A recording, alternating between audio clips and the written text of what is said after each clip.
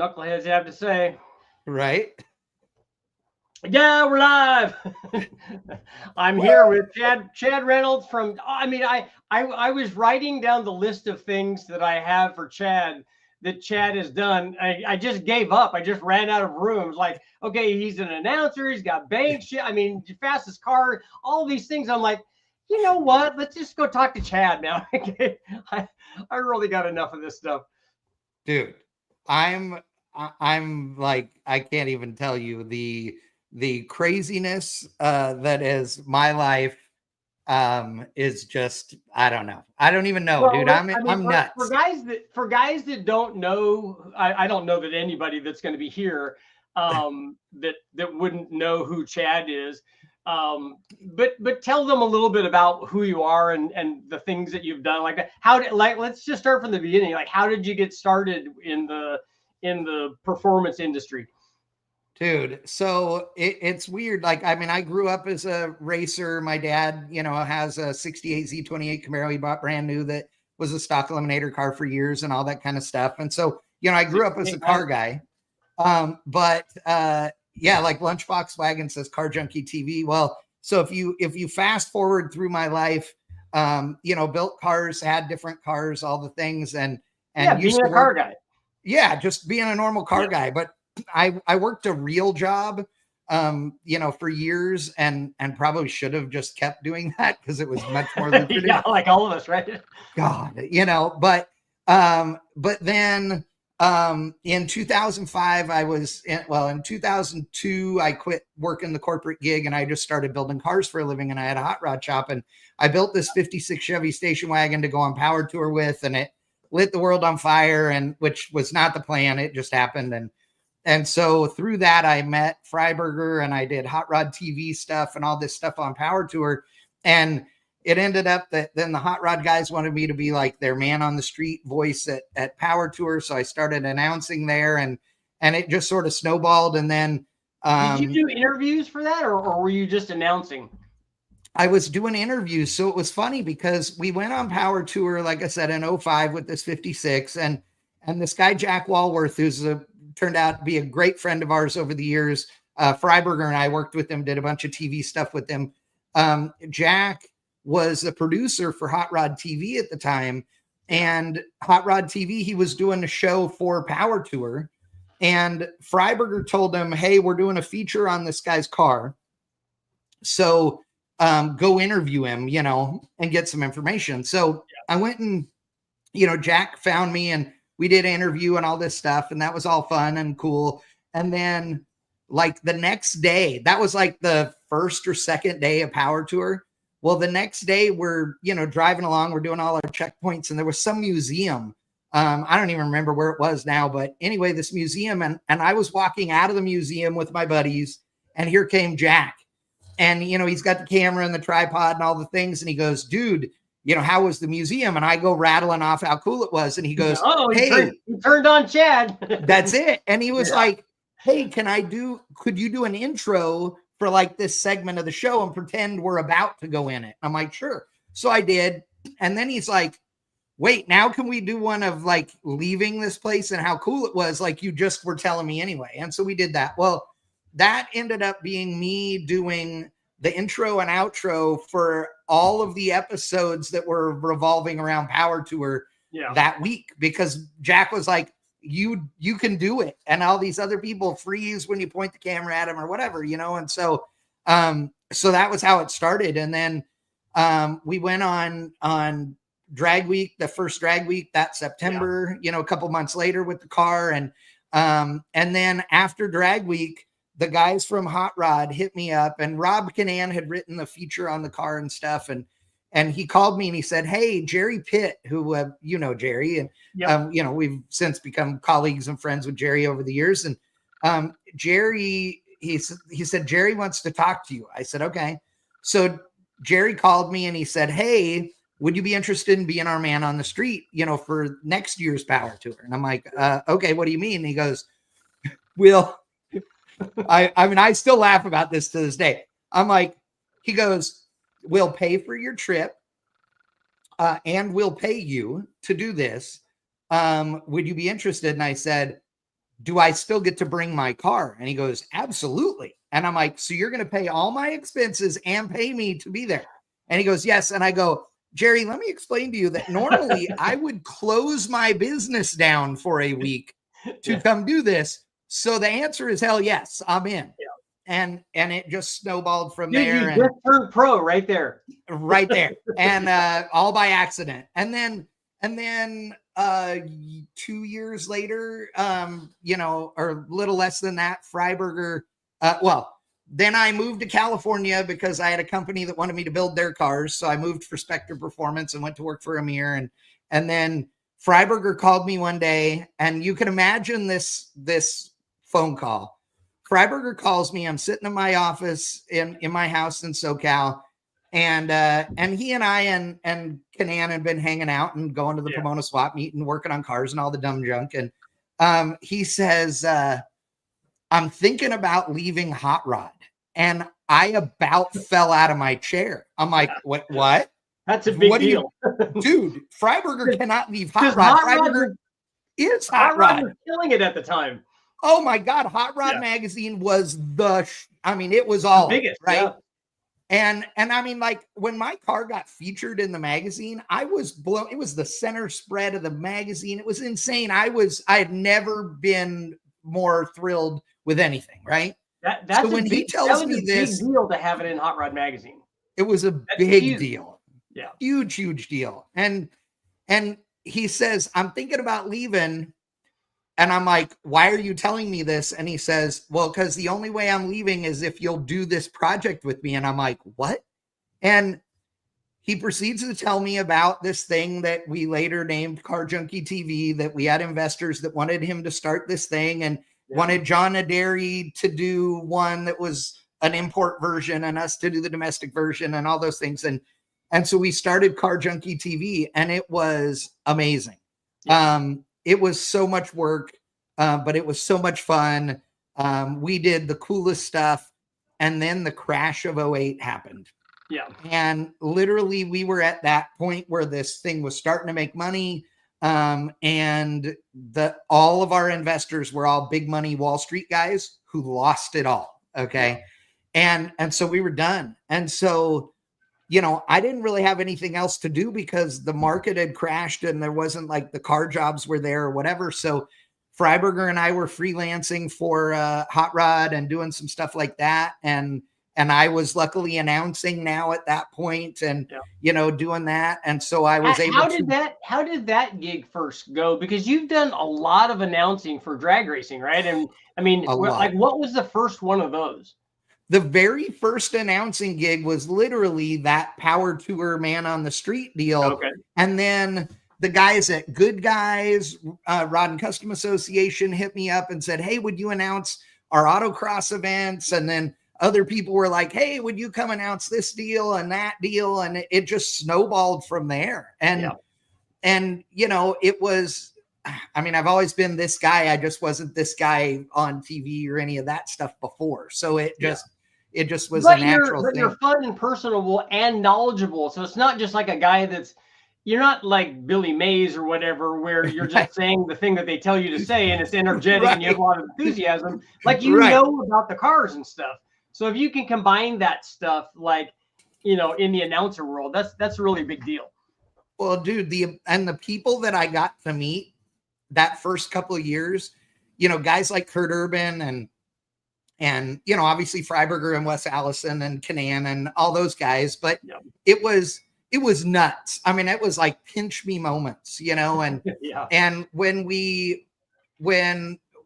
the whole Car Junkie TV thing happened, like it was a dream come true. And we had the coolest shop in Burbank and we got to do the dumbest stuff that honestly, and we were doing stuff before we were really ahead of the curve. And I know a lot of people say that, but we had 5 show formats. And we had a full video crew and everything, great guys that worked for us. And we were doing 3 episodes a week. So 3 of the 5 formats would happen every single week.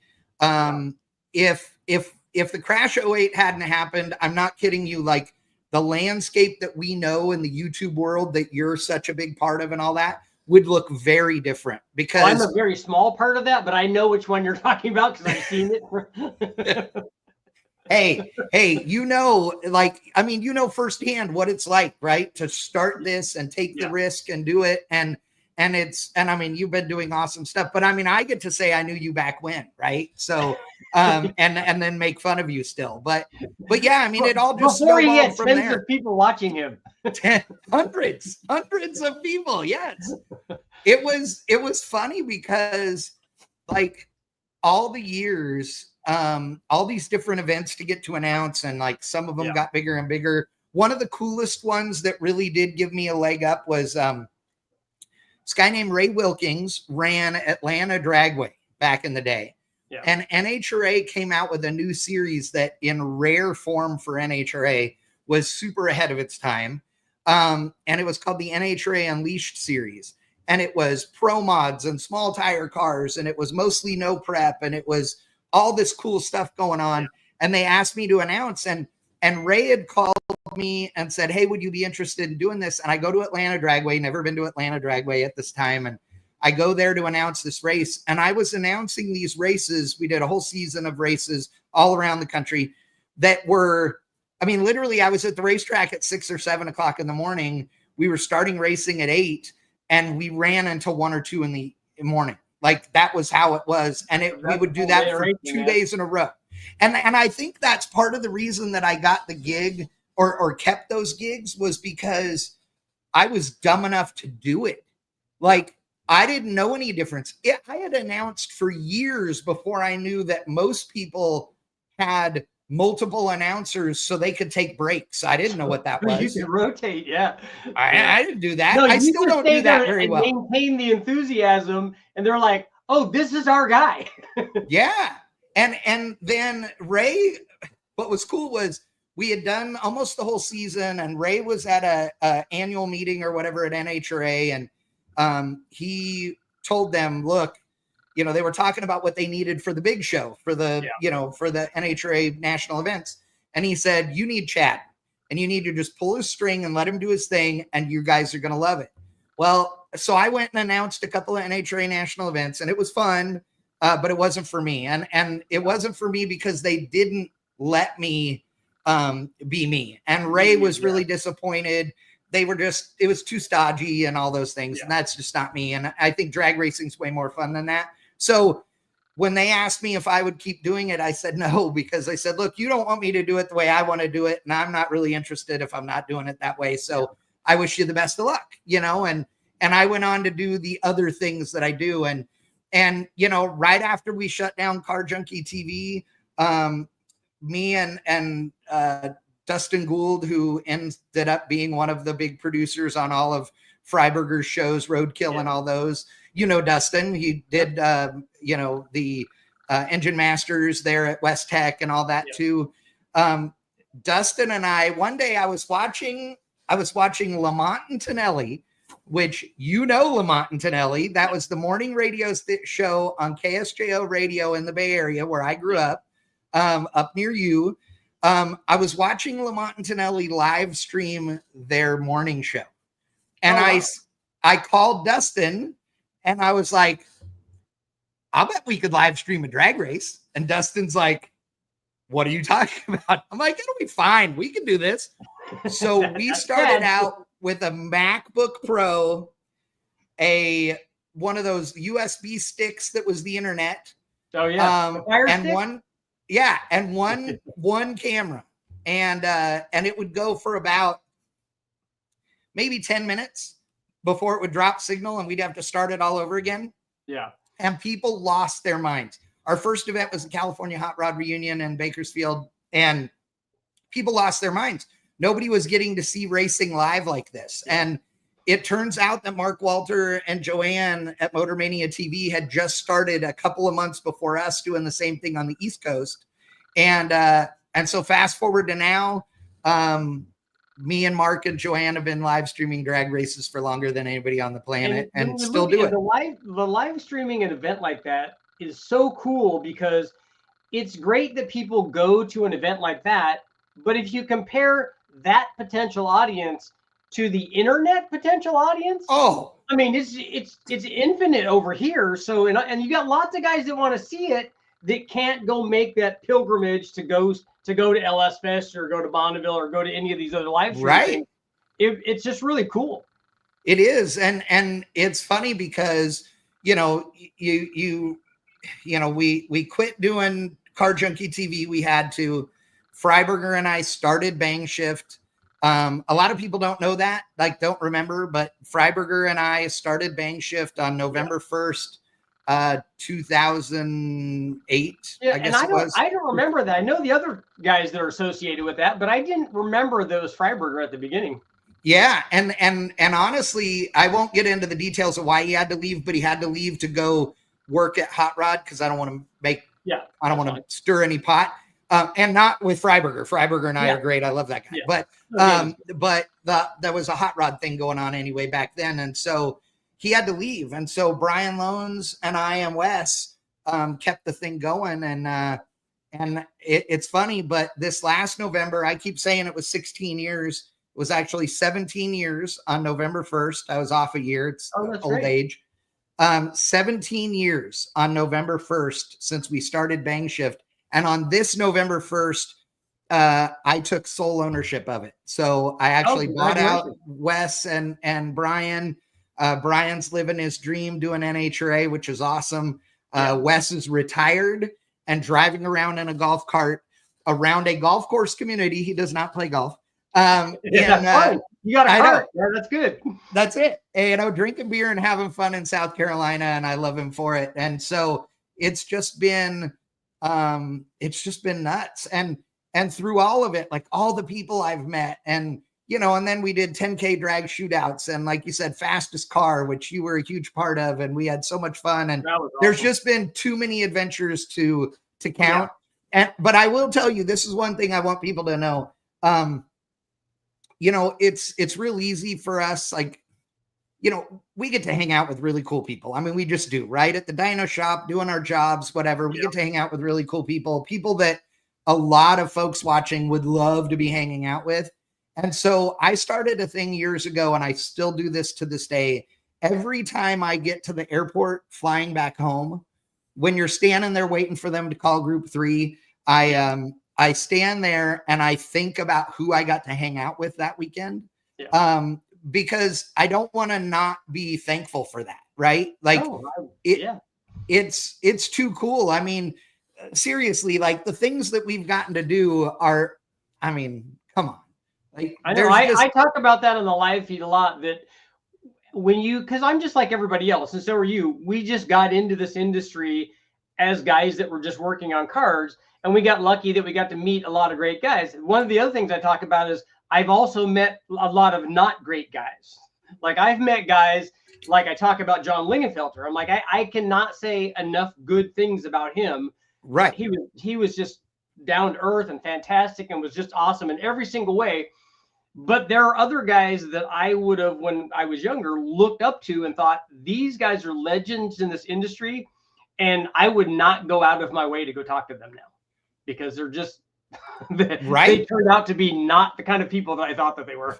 Well, and it's funny you say that, because so my John Lingenfelter story, I have a 69 Camaro convertible. Some people know it, some people don't. It hasn't been one of the big forefront things in my career because it spent most of its time apart, but it was a NHRA stock eliminator car forever, and it won a NHRA national championships and set 1 million records and all these things. Class. Huh? That's not an easy class. No. And one thing that's funny about it is I had been told that there was, through the grapevine, when we had this car, that John Lingenfelter may have worked on it. And so if you remember, there's a John Lingenfelter engine book that has on the inside cover, there's a 69 Camaro convertible super stock car that's on the cover or inside the cover of the book. And mine is not a super stocker. Mine's not a big tire car. It's a, small tire car.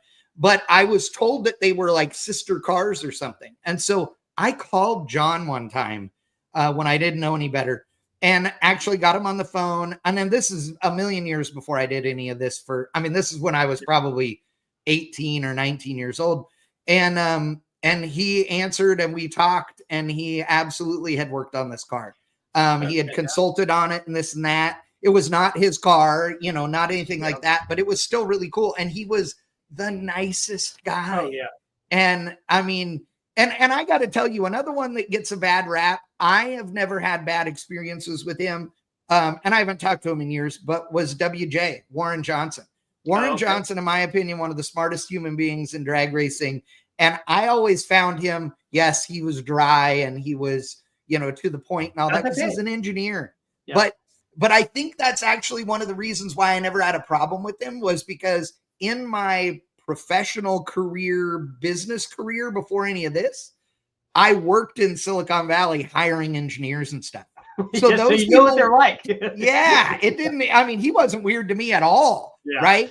But God, him and Arlene and the whole. I mean, God, what a legacy! And guys like that, like guys that have done stuff in the industry for a long time. Just listening to the stories of the things, like, I don't care that you won national championships or whatever, but the stories that they have of the things that happened in the shop during transport on the engine dyno, just weird stuff that they tore. I remember my buddy Bernie was telling me about the guys at All American Racing and Dan Gurney. And so Bernie worked for the guys at Osco, and Dennis drove for Dan Gurney. And so Dennis told him, hey, look, this is how Dan Gurney was. He said when he would walk into the shop, whether they be working on an Indy car or whatever they're working on, he would walk into the shop, and if he started to talk, everybody dropped their tools and walked over to Dan Gurney, because they wanted to hear stuff about racing at Le Mans or whatever kind of thing that he was doing. They all want to hear that. And plus, I mean, let's face it, it's Dan Gurney, so you would definitely want to hear that stuff. Right. Well, it's funny you say that, because it makes me laugh. So I have a Dan Gurney thing and then a dyno thing that you'll love. I don't know if everybody watching knows this, but if you look at a Ford GT40, like there was a Le Mans car, you notice that some of them had a flat roof and some had a roof with a bump in them. Well, the bump is called a Gurney bubble. The Gurney bubble was specifically put there because Dan's helmet wouldn't fit under the roof. He was tall, That was 100% it. And they subsequently put them on everything, even some cars that they didn't cut the roof out of, because everybody thought there was some aero advantage to it. So they played the game with it, which was cool. But the other one, like, I have to say, I owe Freiberger a lot.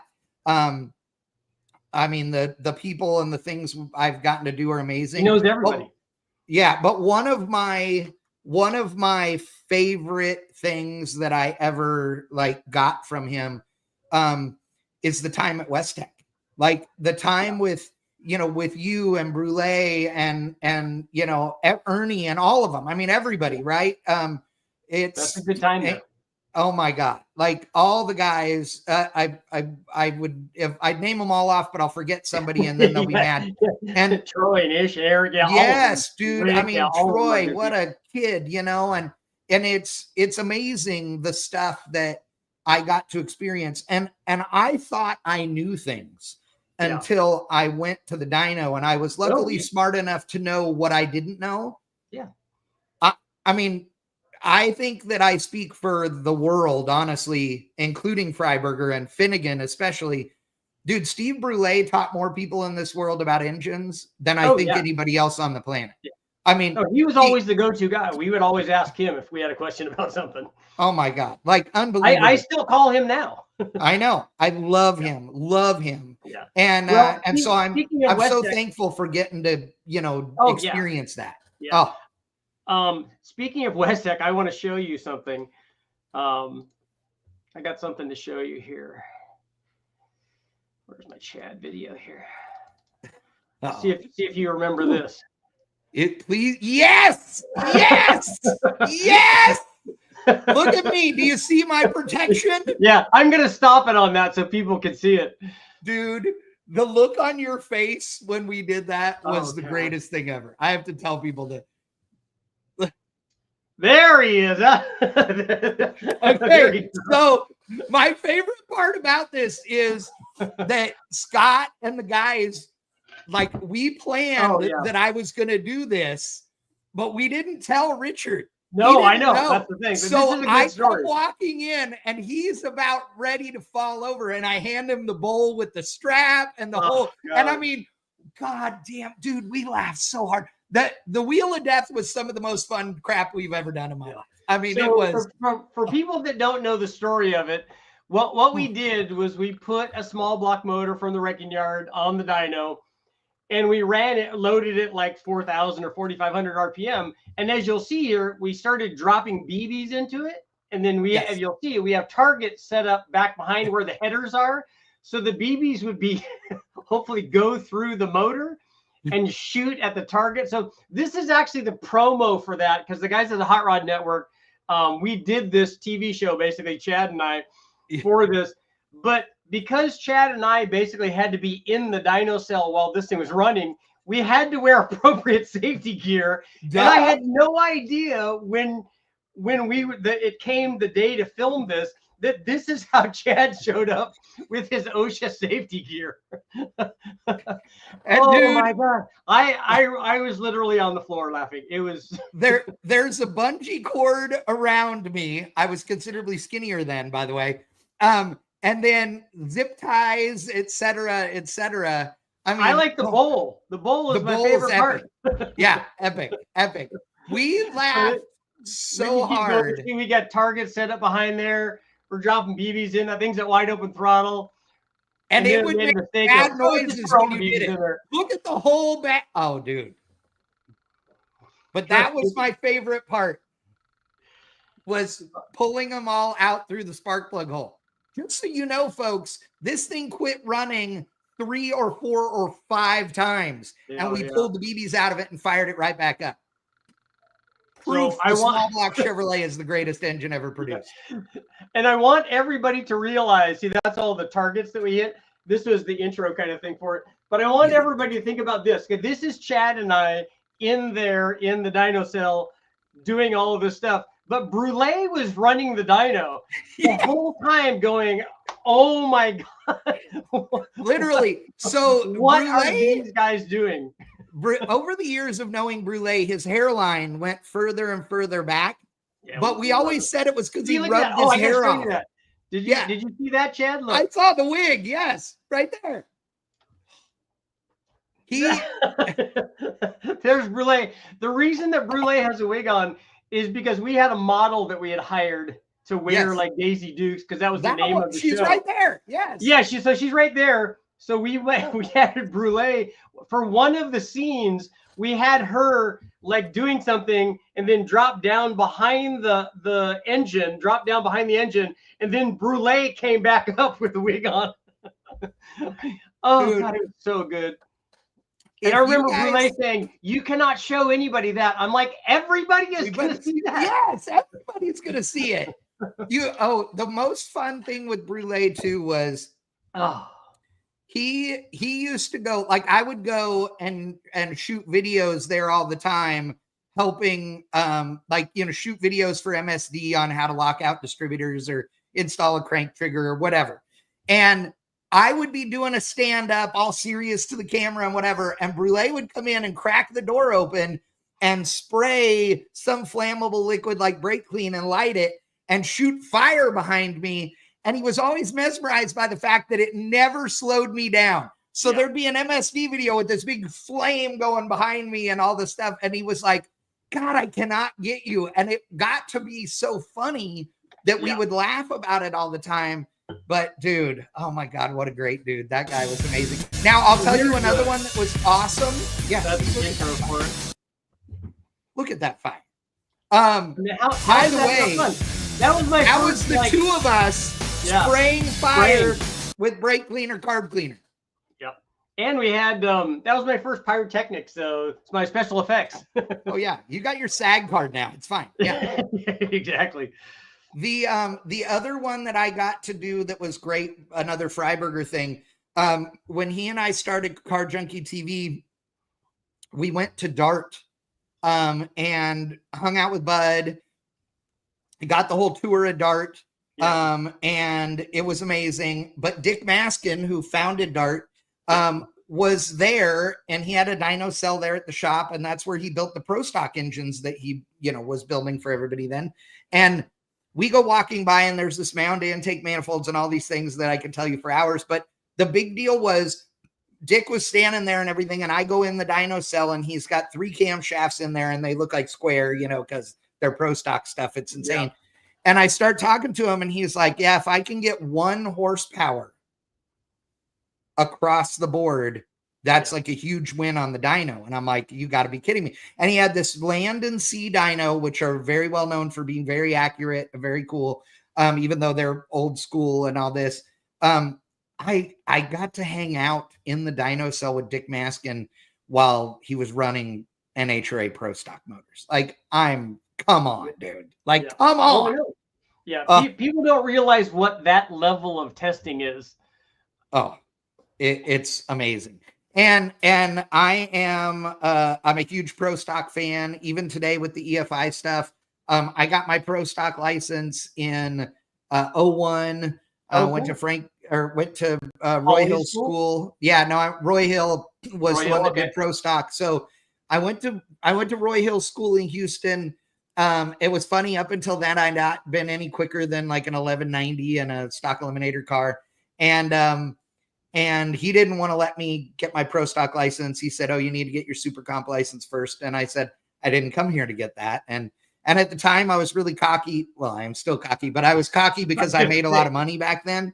So he's like, oh, well, it's $5,000. You're going to waste your $5,000. And I said, look, when's your next class? Because he said, nobody that's dad doesn't own a Pro Stocker has ever gotten their license in one class, in Pro Stock. And I said, okay, well, when's your next class? And he said, in 2 weeks in Rockingham. And I said, well, do you need me to write you a check right now?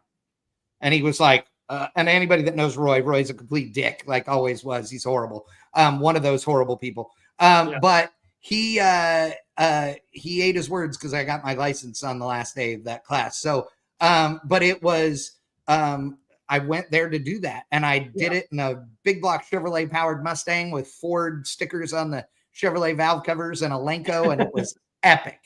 A Lenko is still the coolest thing ever to drive. Like, amazing. Yeah. That's cool. Now, do you talk? I mean, I watch some of your live stuff, but do you tell people about like your Bonneville experience and your Silver State stuff? And I use it basically just as an excuse for me to brag about myself the whole time. Perfect. You should. What people don't understand is, like, Silver State, especially back when Richard was doing it, the guys that did it like carried their testicles in a wheelbarrow as they went walking along, and they clanged when they walked, because that's sketchy. Like, I did 238 backwards on the salt, but that's a different thing. The guys that have those are the guys that run motorcycles at Bonneville. That's that's a whole nother level of No, I'm not riding a motorcycle down a drag strip or on the salt. Nope, not doing it. No. I don't even want to ride a motorcycle out past where the road turns to salt, like the entry road for Bonneville. I don't even want to ride it on the salt. No, I have a mini bike that me and Freiberger built mini bikes for the San Fernando Valley Illegal Soapbox Federation mini bike races. Yeah, I've seen those. Yeah, back in the day, and it was awesome. And I still have mine, and it's been sitting for years now. But I used to take it to Bonneville as my pit bike to ride around. And at Bonneville, you can't go out there with something that doesn't go fast, because it's miles to the starting line and all that. And I'm not exaggerating. Well, Lee Kennedy, who's the head of like the track and safety and all that there, he clocked me on GPS one time on my mini bike going 63 miles an hour. Holy moly. On a no suspension OG, What, it's not a Briggs motor, right? It's got a Predator motor on it, and it huge burnouts and all kinds of fun stuff. And my late wife Daphne was a motorcycle rider. She rode this thing one time and said, that's the scariest thing I've ever sat on. I'm not in on that at all. And it's the only thing like that I would do dumb stuff on and think it was perfectly okay. And yet, like I said, I will not ride a motorcycle down the salt or down a drag strip. 60 miles an hour in a mini bike, that's a lot. It was something, let me tell you. Yeah.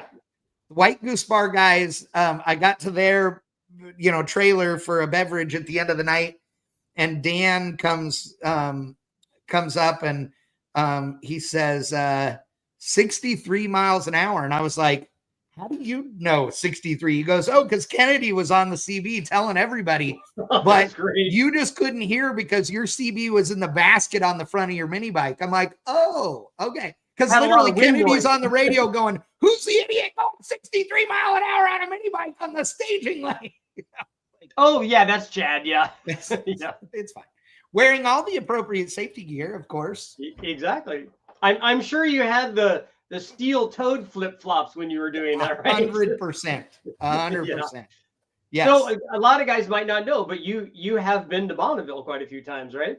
I have. And that's another Freiberger thing. Him and Turk, I helped work on the Camaro, for a while and did a bunch of stuff. And so they let me get licensed in that thing. And I actually did set a record, although in the famous words of Keith Turk, it was like a record only slower. I set a record at 216 and some change. I don't even remember the exact because we got protested. And I still think it's BS, but they made a rule change afterwards in order to do it. We weren't doing anything that was a performance advantage and we were following the rules, but we got protested, and Dan Warner and the crew they agreed we weren't getting an advantage, but they said it's a gray area. So we're going to have to go with these guys. And so that was it. My record was out, but I've been 238 in the Camaro on the salt at Bonneville. I've been 238.465 backwards in the Camaro at Bonneville. And I have the spin sticker framed from that, which is always cool. But you guys saw Alex Taylor drove that car this year at Bonneville and did a really obviously good job. Anybody can drive it. Oh, it's amazing. What was great about that is I told them the car was horrible because we had no wing on it or spoiler at all because of the class we were running in. Even the factory one wasn't on it. And I told them it was horrible. Well, they'd never run the car in that configuration before. So Freiberger and Turk are like, no, that's just Bonneville. That's how it is. And I'm like, dude, I'm telling you, this thing's horrible. I'm pedaling this car like a bunch of, at the time it had no data log on it or anything. So I'm describing what it's doing and they're thinking rookie Chad doesn't know what he's doing. Well, the next day after we built a whole new nose for the car and put it on it and Freiberger went out in it with 250 pounds of extra weight in the trunk, he gets back after running way slower than I did and goes, this thing is horrible. And I'm like, I told you. Duh. Yeah. It was like, God. Yeah. But I will build a car for Bonneville and go out there and run. I do not have a red hat. I've had the opportunity to get in multiple cars. And I probably should have taken, some of those opportunities, but I don't know. There was something about wanting to do it in my own car, I mean, how that is. Yeah, that's good. Yeah. So at the red hat meetings, we talk about you a lot. Just so you know. Man, that Chad guy, thank God he's not in this group. Let's not let him in at all. Yeah. Sargent is on here saying going through Button Willow corners at 130 on a 250 shifter cart is wild. I'll bet. And that's the thing. I've done a lot of drag racing, a lot of road racing, autocross, Bonneville. The only thing I have not done yet is dirt circle track stuff. And that may change this year. I got a guy that has a car that he wants me to drive a couple of races, but man, I love it all. I really want to go do some off-roading. I used to do off-roading back in the day. Freiberger and I used to go have some fun in his Scrambler, but there's still, dude, I'm 52 years old and I got a lot of stuff left I want to do. A lot. I had a 125 shifter cart and drove that. I can't imagine a 250 on a big course. Oh, dude. Nuts. Well, and I'll tell you, like, the Joe White Jr., you guys probably saw him on one of the Pinks shows or one of those. Yeah. It was a buddy of my dad's son, was a national karting champion for years and years and years. I don't know what the record is anymore, but like 15 years ago, he still held the record, the all-time record for the quickest thing ever around Laguna Seca, period. Oh, wow. In a lay down twin motor go-kart. So like an enduro kart, yeah. Cool. And they don't even, I don't know if they even run those things anymore, but it literally held the all-time record. No IndyCar, no nothing could touch it there. Wow. So Sargent's right, dude. Like, dude, go-karts are bad. There's a reason why the seats like fit you so tight and wrap around you, is because the G-forces in those things are unreal. And having Mahovitz crash into the back of you when we're all racing with the West Tech guys out there. There is that. That was nuts. I got the shifter cart that I got, which is interesting. I got an SSC 125 shifter cart, but I didn't get it to go kart racing. I got it because I wanted to race it in the Silver State, which is a horrible idea. And we took it out to our top speed test area. And Bernie went like 2 miles down the road, and he got the radar gun. He's like, okay, let's see how fast this thing will go. We got to see if we need to change the gearing and all that. So I'm like, wah, wah, wah, wah, wah. And about like a quarter of a mile, we were at the maximum speed of the cart. And then the whole time it's just like,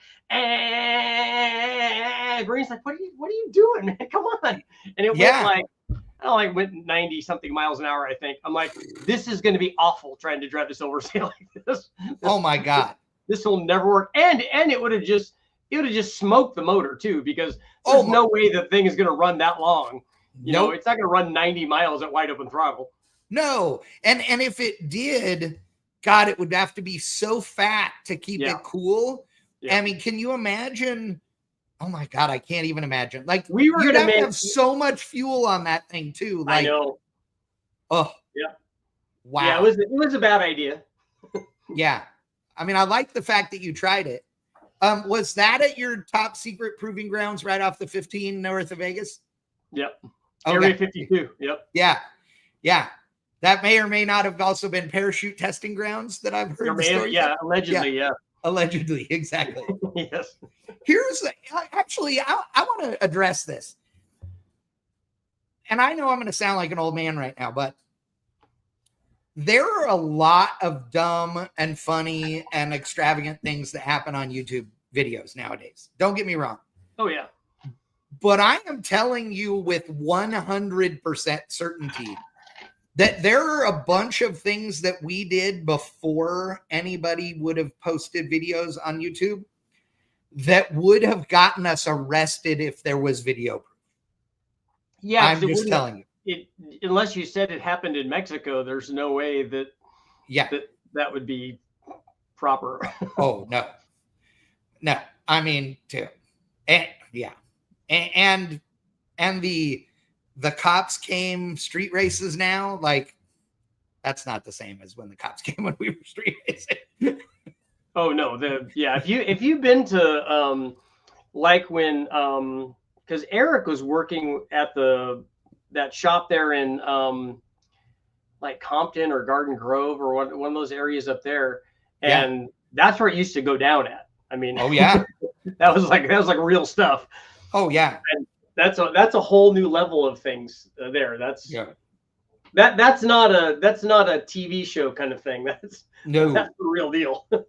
And it's funny because I mean, man, I've street raced in some places, you know, and I got to tell you, like Compton, you know, used to meet at a burger place, set up a race, go down the road with like 20 cars, only 4 of them gonna race maybe, and literally you can't be there too long. Oh no, you just sit around there and have a picnic.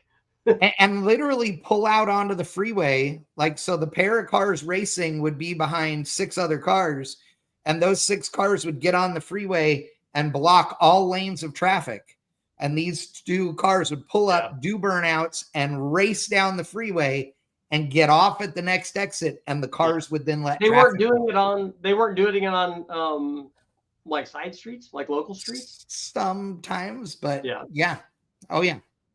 Yeah, I rode in a 9-second Volkswagen Bug one time that on a freeway race, not knowing that that's what was about to go down, like Yeah. not realizing there wouldn't be a get out of the car opportunity. Yeah, you were just there. You were on your way to do your homework or something, right? If I remember right, you were going to the Correct. library. Yes, and then, the library. I was yeah. getting dropped off at the library. That is Exactly. exactly right, officer. People probably don't even know what a library is anymore. Yeah, do they even know what books are anymore? I mean, So not what? much. Yeah. So what did the competition that you did with beer money? So Yeah. tell me a little bit about that one. That one's pretty cool.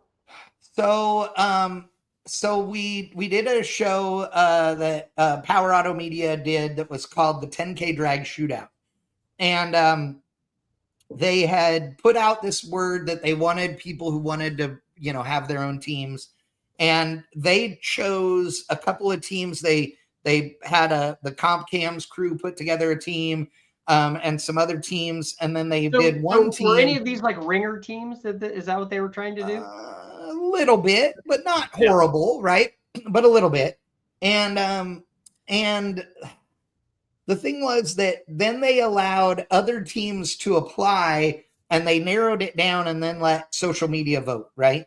Yeah. So my buddy Eric Yost, aka Biggin, Customs by Biggin, out of Mooresville, North Carolina, he was one of the teams that got into later rounds to be able to go and had to get voted on. So we pushed it real big on Bangshift and used all our socials and stuff and helped him along with a million other people and got him voted into being in the team. And so because of the way that this format was, there were 4 teams, and the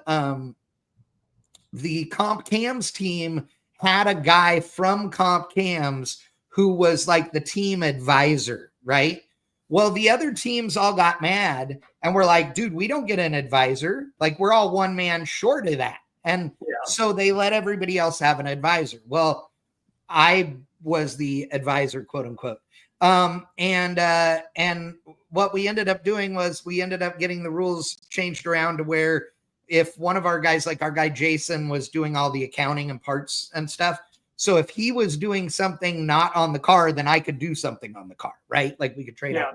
So anyway, we built this 4i Fox body Mustang that is super famous now, beer money. And we built this thing. Was that the first time it was put together? Was during that challenge? That's correct. The first time? Okay. Yes. And so it was a stock car.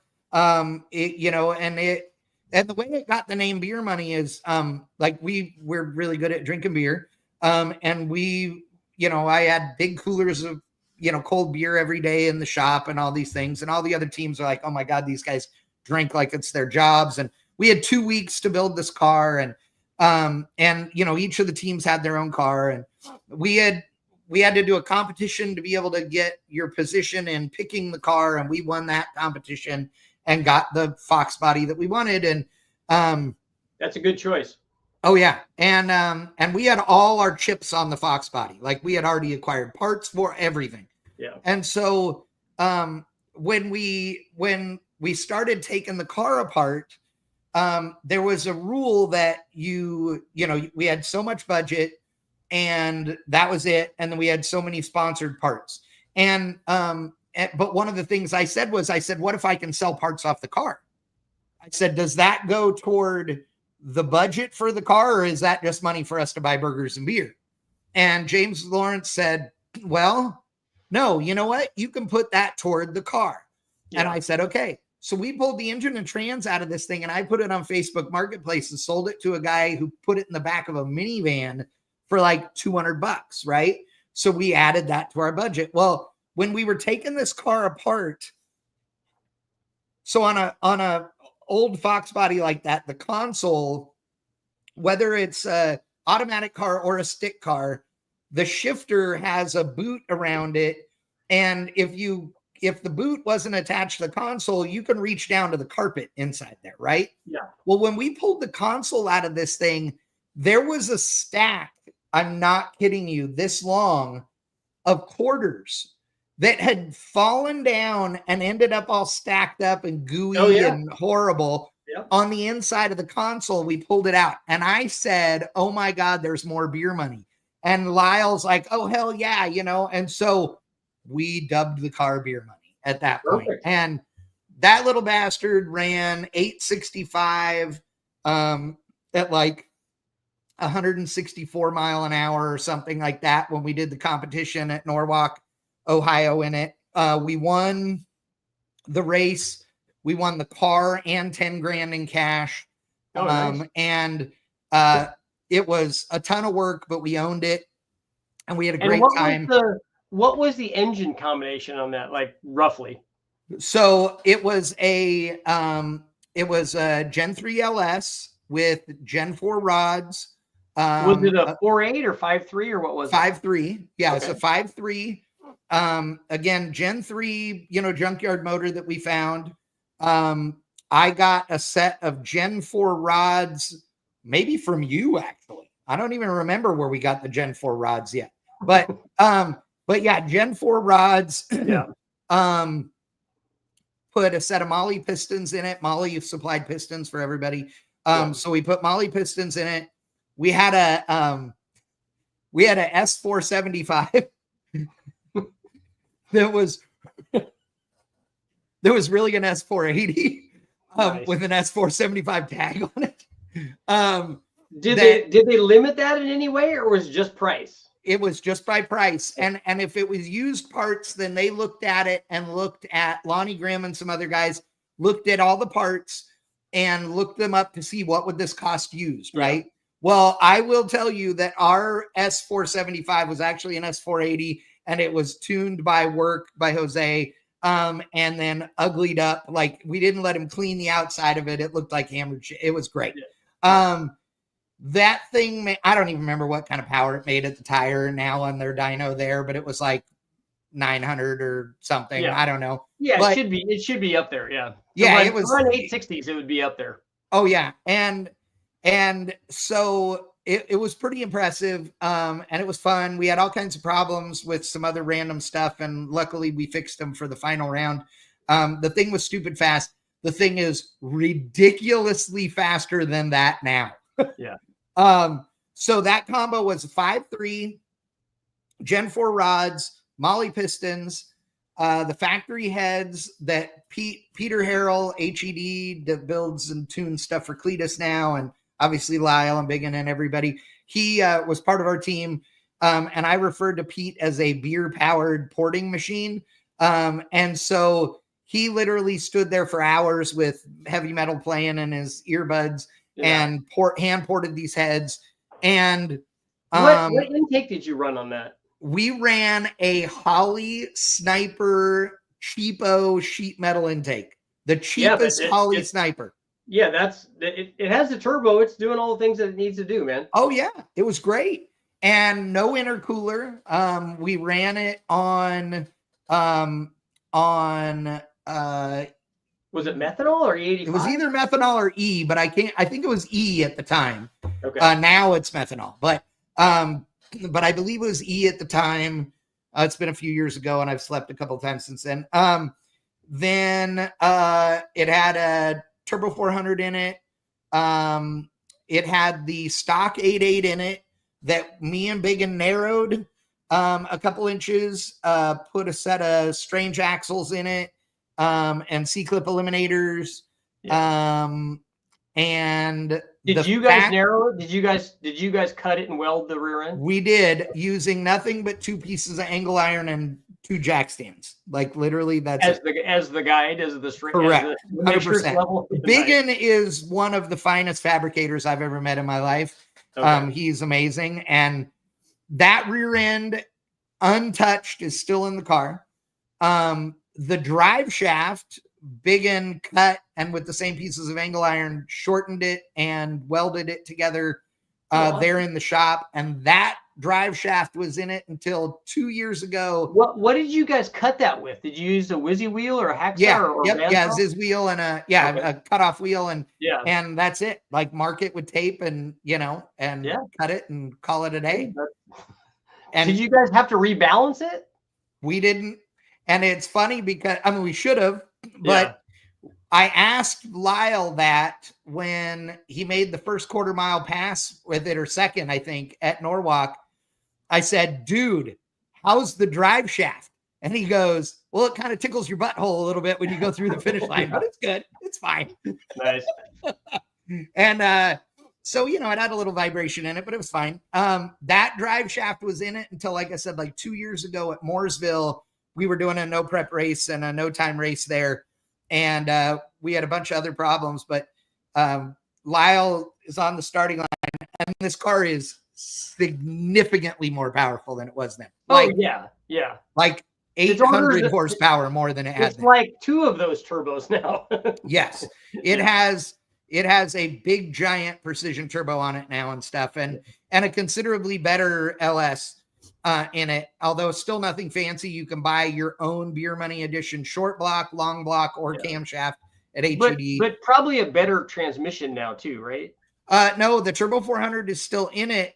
The converter that's in it is a little better for the 8th mile because that's what we race it on now. Yeah.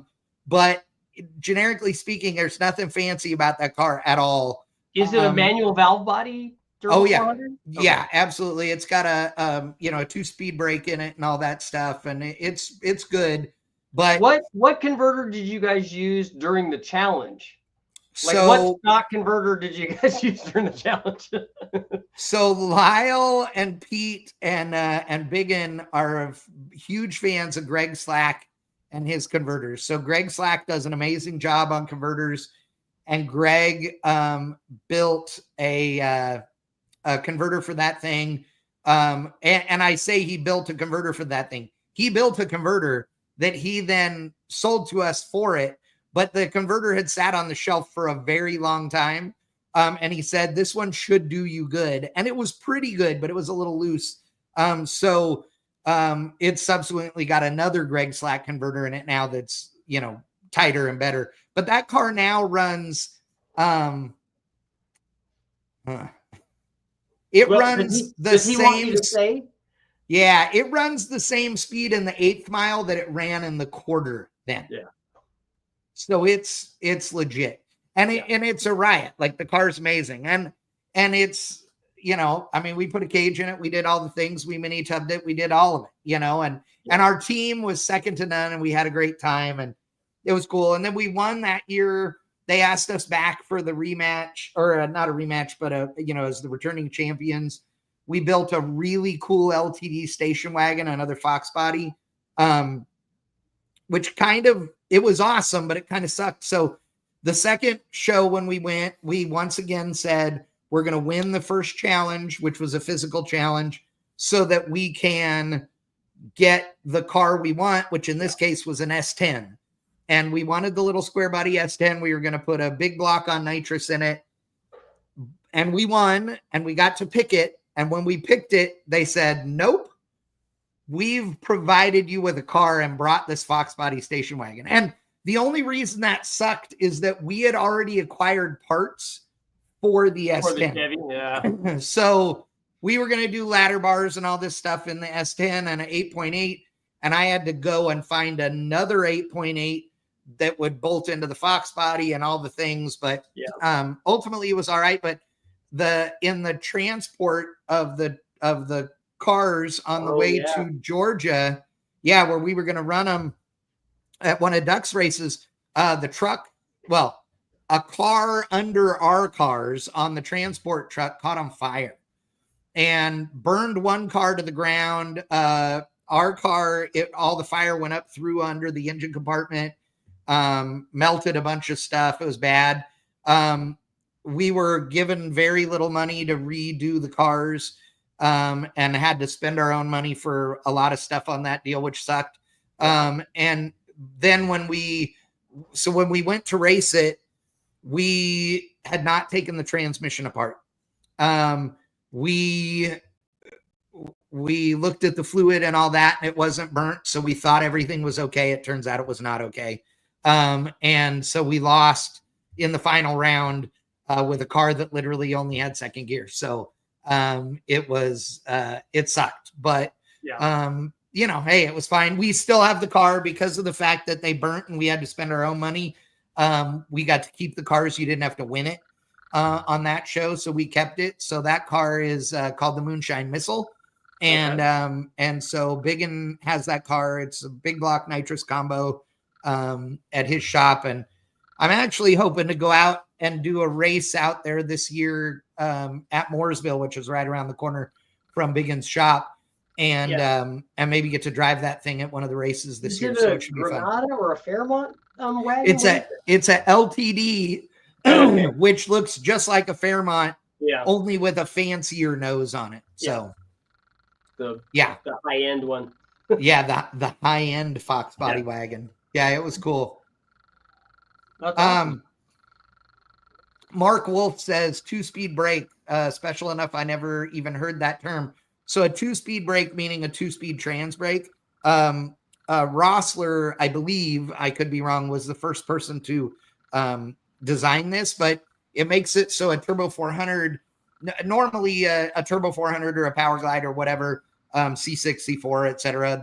The trans brake only works in first gear and reverse. But in the case of a 2-speed brake, you can run them on a Turbo 400 and it allows you to use the trans brake in first or second gear. So you could leave in second if you wanted on a racetrack where that's better or what have you. Like the girl that ran the Mustang in the fastest car thing that you did in that Netflix show. She, because of the limited traction, she did a second gear leave and actually it definitely benefited her. That was a smart move. Oh yeah, absolutely. And you know what's funny is Tiana and Brandon, they actually live out here now in the Dallas area. Great people, awesome people. I see them all the time. They're amazing. And they have accelerated racing solutions and an awesome shop. They do mostly late model performance, but not only. And she has a new Mustang that is unreal. Yeah. Like it's got a big boy Pro Charger on it and all this. I laugh because, when we did the show, we used your F1A94. I got an F1X Pro Charger now that I'm going to put on that combo in the aforementioned 56 Chevy instead of Daphne's 66.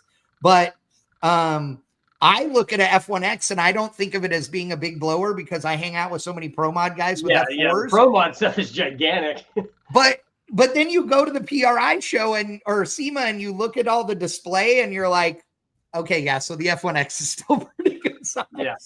I mean, that's a 1,700 plus horsepower supercharger. Yeah, that's more than enough if you're putting it on that 400 that was in the that blueprint motor, right? Yeah, so I'm gonna take it out of Daphne's wagon. That engine now has 42,000 miles on it. And all these drag and drives, all the nitrous, all the boost, all the things, and it's nothing wrong with it. It doesn't owe me any money. So while it's still not broken, I'm going to go through it. And so I'm going to freshen the thing. I'm going to put at least rods and pistons in it. Remember, it was only like 9 1/4 to 1 compression with those heads. So I'm going to bump the compression up to about 10.5. And then put the F1X on it. And the thing should make real steam. I think in the 56, which weighs 1,000 pounds less than the 66, the thing should run in the 8s pretty easily. And are you going to run it on E85? I remember one of the problems that we had on the wagon was that you didn't have enough fuel flow going to the pump from the factory tank, right? Correct. And so I'm actually not going to run it on E anymore. Okay. I like E85. And if I lived in California, I probably would because I have another fuel tank and I've modified it and it would have plenty of fuel flow. But the problem is here in Texas, you can't buy E85 that's worth a damn, like at all.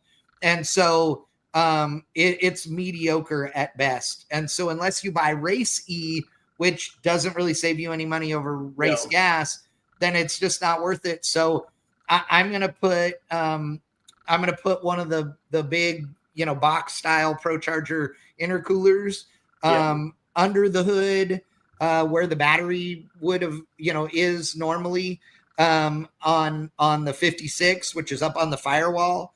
I'm going to put it there and, and do an air to water that way. And it should be good. And I'm going to run it on race gas when it's under boost and, you know, all that, and then pump gas when we're just driving it around. So, Okay. in fact, actually, I had an interesting conversation, and people will probably be interested in this.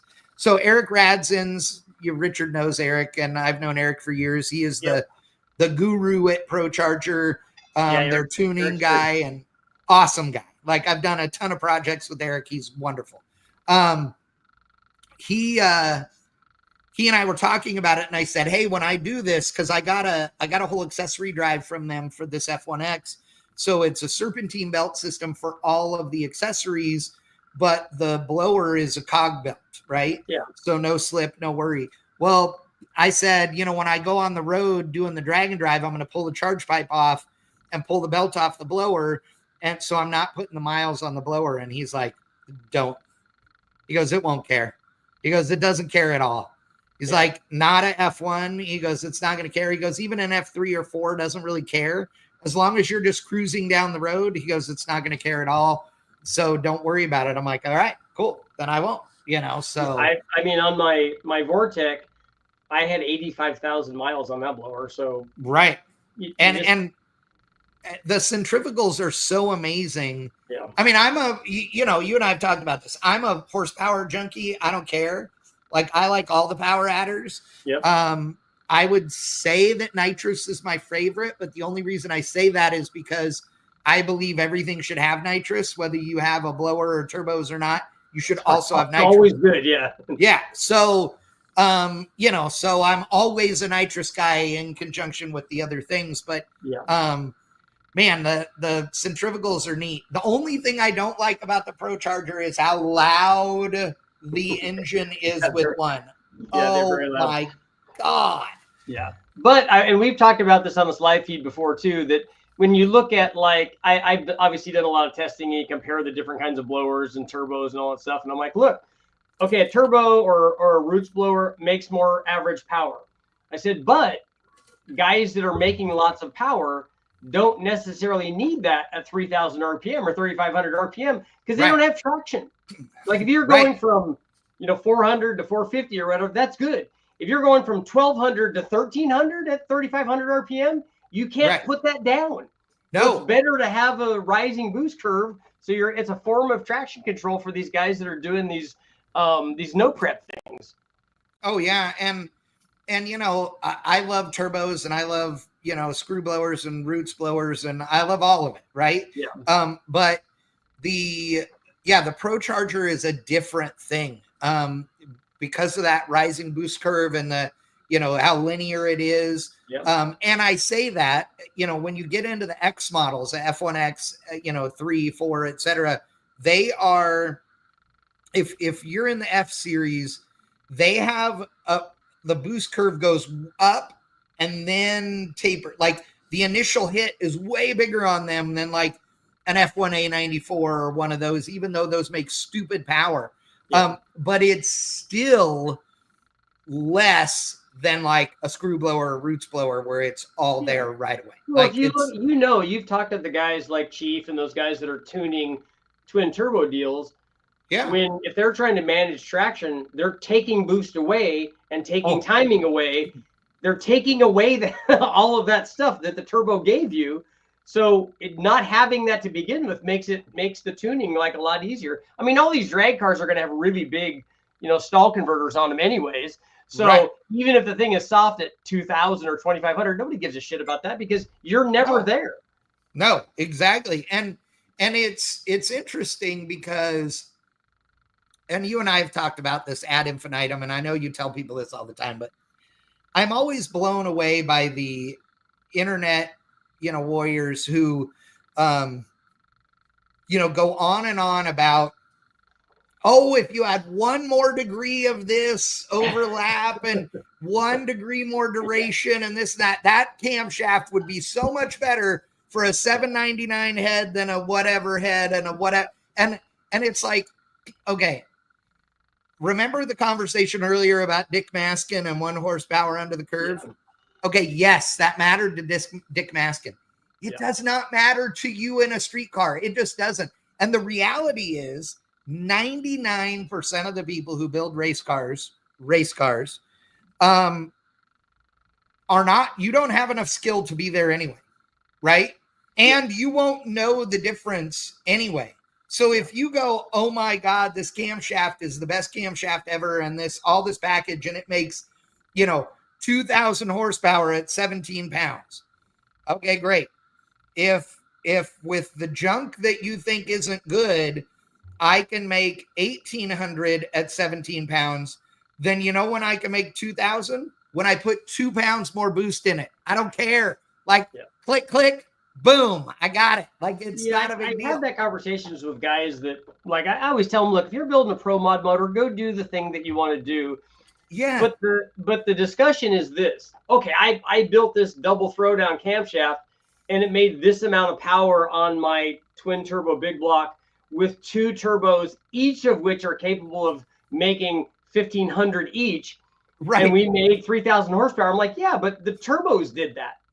Right. Your secret camshaft didn't do this. And also, did you ever try a different camshaft to see if another camshaft would work with your 3,000 horsepower with a turbo? You didn't. You only tried one.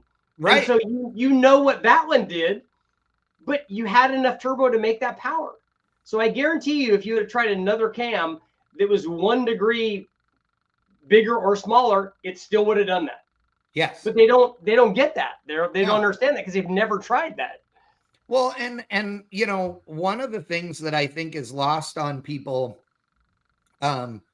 is any boost device, right? Whether it's a centrifugal or a turbo or a screw blower or, well, a screw and a roots are a little different, but for the sake of argument, let's just say this. They will support X amount of horsepower. And whatever that X is, let's just say it's 1,000, right? Let's say you have a single turbo that will support 1,000 horsepower. It does not matter what engine that turbo is feeding. It doesn't matter whether that engine is 2 cylinders or 200 cylinders. Okay. All that matters is it physically capable of ingesting as much air as this turbo can send and then living through that power level, right? Sure. So that's how a guy with a 98 millimeter turbo on a LS and a guy with a 98 millimeter turbo on a B16 Honda or a K24 can make the same amount of horsepower. The K24 isn't, oh my God, amazingly better than the LS. The 98 millimeter turbo on it is what is the deal. You know what I mean? They're all good. There's nuance. It doesn't matter what engine you love. They're good. Yeah, but you could, I tell them that, what's the best cam for me to put on this turbo? I'm like, look, if you want to make 1,000 horsepower, that turbo is going to do that. And it's going to do that on 100 or 300 or 1,000 different camshafts. Right. No matter what you picked, it's going to do that. It has the ability to do that. It just takes more or less boost to make that power level with you picking a 212 cam or a 220 cam or a 230 cam or whatever it is. It's just going to change spool rate and some other things, but you can still do it. It's still, that turbo wants to make 1,000 horsepower if you turn it up all the way. Well, and the reason that I get passionate about this, and I know you're the same way about it, is I hate when I built my 56 Chevy, I built it in 49 days so that a group of buddies and I could go on power tour. We were supposed to be going in separate cars, but that all fell through. So I had to build a car that we could all get in. So that's why I put the thing together. It was never supposed to be a patinaed car. It was never supposed to get famous for that. It was supposed to be this beautiful show car that took years to build, all these things. When I did it, the response from the world was, oh my God, I could drive my car when it doesn't have pretty paint on it. I can drive it when it's, doesn't have the best engine in it or whatever. Right. And it got people out there. It drives me nuts because I feel bad for people, not because it angers me because I care otherwise. But if you are going to spend 2 years saving up money to buy the most perfect items in order to drive your car, then you've wasted 2 years of staring at that thing in the driveway. If you instead just put whatever you can get in there and afford it and go out and have fun and drive it and put the Chinese turbo on it and do whatever, like go have fun with this thing and save your money while you're going, because otherwise you're going to miss out. You're going to miss out on having fun with your project. And then somebody like me, who's a broke dick, is going to come around when you put it up on Marketplace for a quarter of what it's worth because you're fed up with it because it sat for 10 years. I'm the guy that'll those are the good ones to buy, right? Right? They are. I love David Groh puts in here building a 261 stove bolt for a 60 Apache pickup for efficiency and torque with 200 horsepower. Dude, awesome. You know, that's definitely other guys' stuff right there. But if he put a little bitty turbo on that thing, it would be rad. Yeah. Oh, 7 pounds of boost on anything is just a yes. Oh my God, yes. Pro Charged OBS says, Chad, what lifters would you recommend for a daily driven budget built LQ4? I already answered him. Yeah. Oh, did you? Well, yeah. I put LS7 lifters, which is whatever. Yeah, but that's still factory stuff. Junk. I'm going to say junk, but I don't mean it as junk. I just mean junk as stuff. I say junk meaning stuff. Yeah, there's no reason to go buy anything fancy for that. Also, you know, our BTR makes good stuff that's reasonable price. Don't, you know, you don't need to go buy fancy rockers, put a trunnion kit in them, like all those things. They all live. It's all good. Richard's tested all the things. Pro Charged OBS says max speeding rods turbos are really good and cheap. I didn't know they built turbos. Who's that? Max speeding. Yeah, they do. They do. They have lots of turbos. I've tried a couple of them, and all the ones that I've tried so far have been good. But when I run them on the dyno, it's not running them in cars and driving around for a really long time. So I don't know. I can't really attest to longevity, but all the ones I've tried have worked and made power and not blown themselves up when we tested them. Right. Did you know that I have a store now? I do. Yeah. I can't believe it. Richard Holdner Performance. I mean, come on. I know.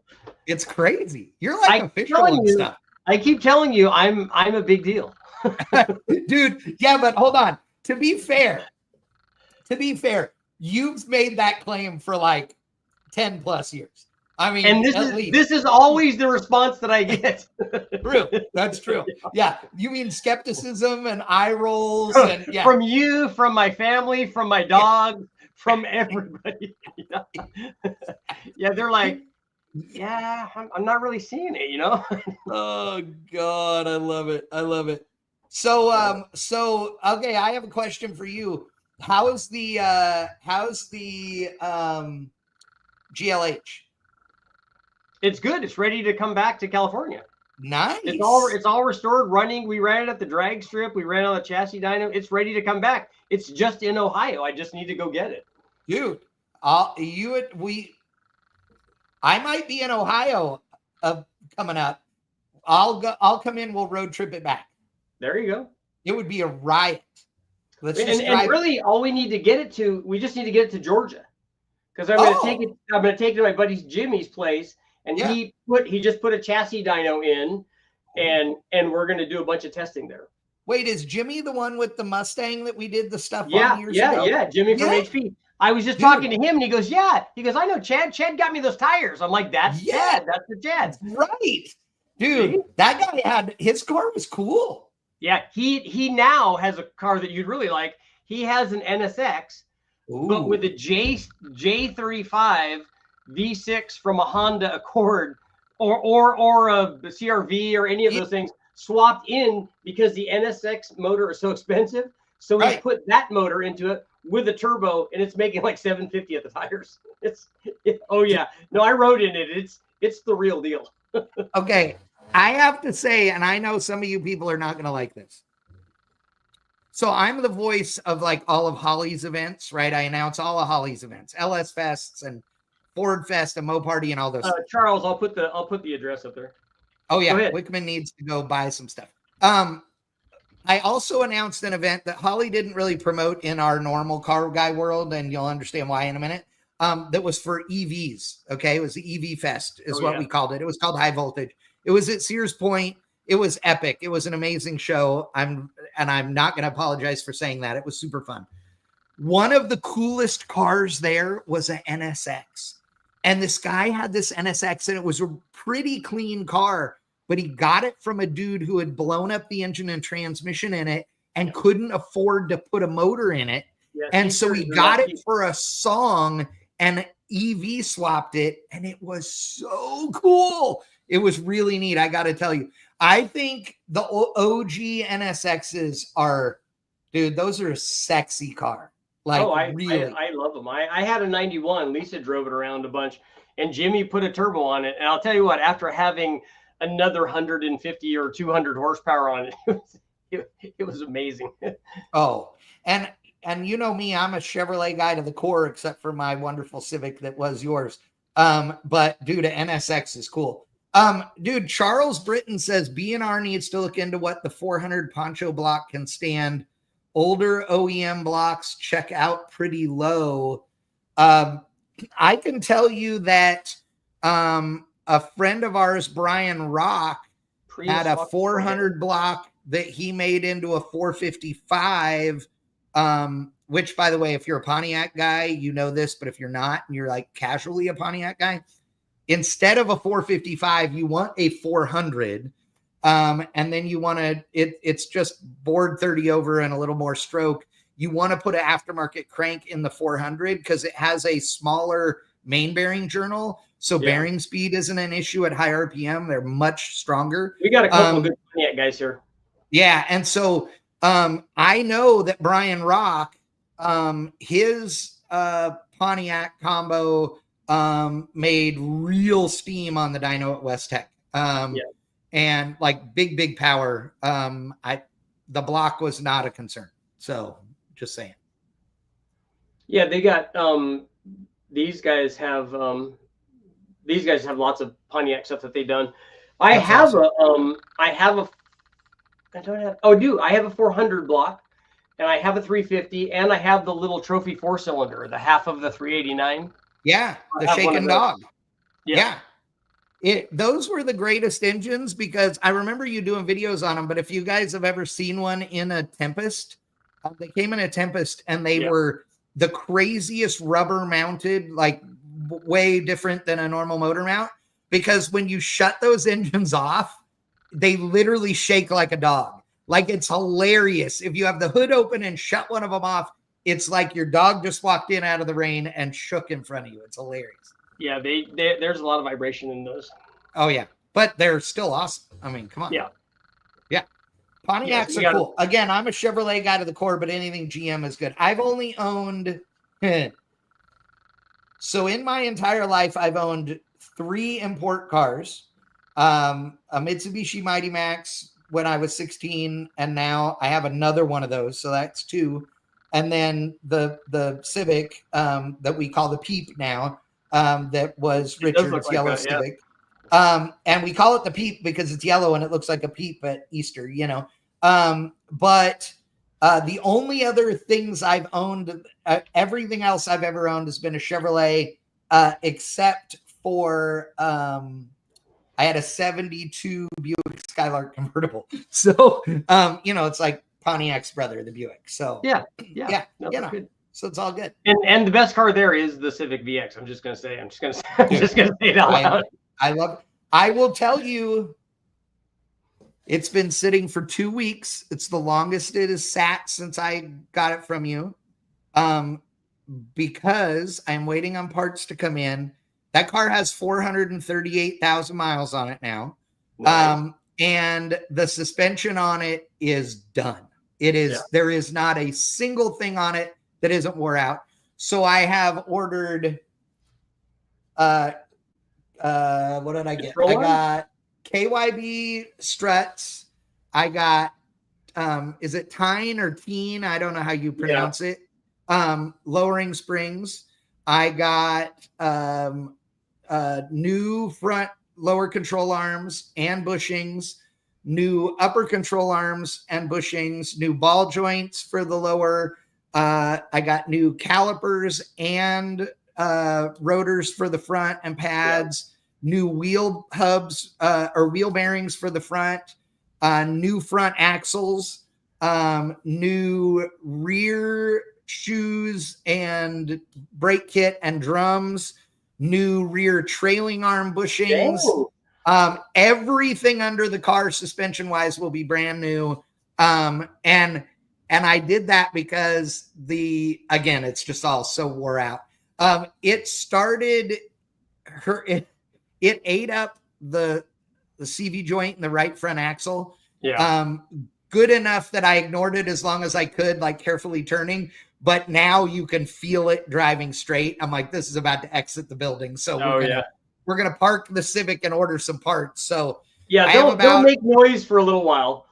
Yeah. And then they don't make noise anymore. No. And it's funny, but that car with 438,000 miles on it, as far as I know, the only thing that's ever been done to it is that the head got rebuilt one time when you overheated it. But other than that, the motor has never been touched as far as I know. And it still regularly gets 48 to 49 miles to the gallon in combination driving, city and highway. It's gotten 53 on the highway for me on numerous occasions on like long trips and stuff. I've been telling the guys on the live feed, I still want you to put a turbo on it. I do too. And I've thought about it, and I have. So you gave me, it has a cat on it and everything right now. But you gave me a hollowed out cat manifold. For that thing. And we talked about just bolting the turbo right to that. And it's not like there's not, that's just a D series Honda.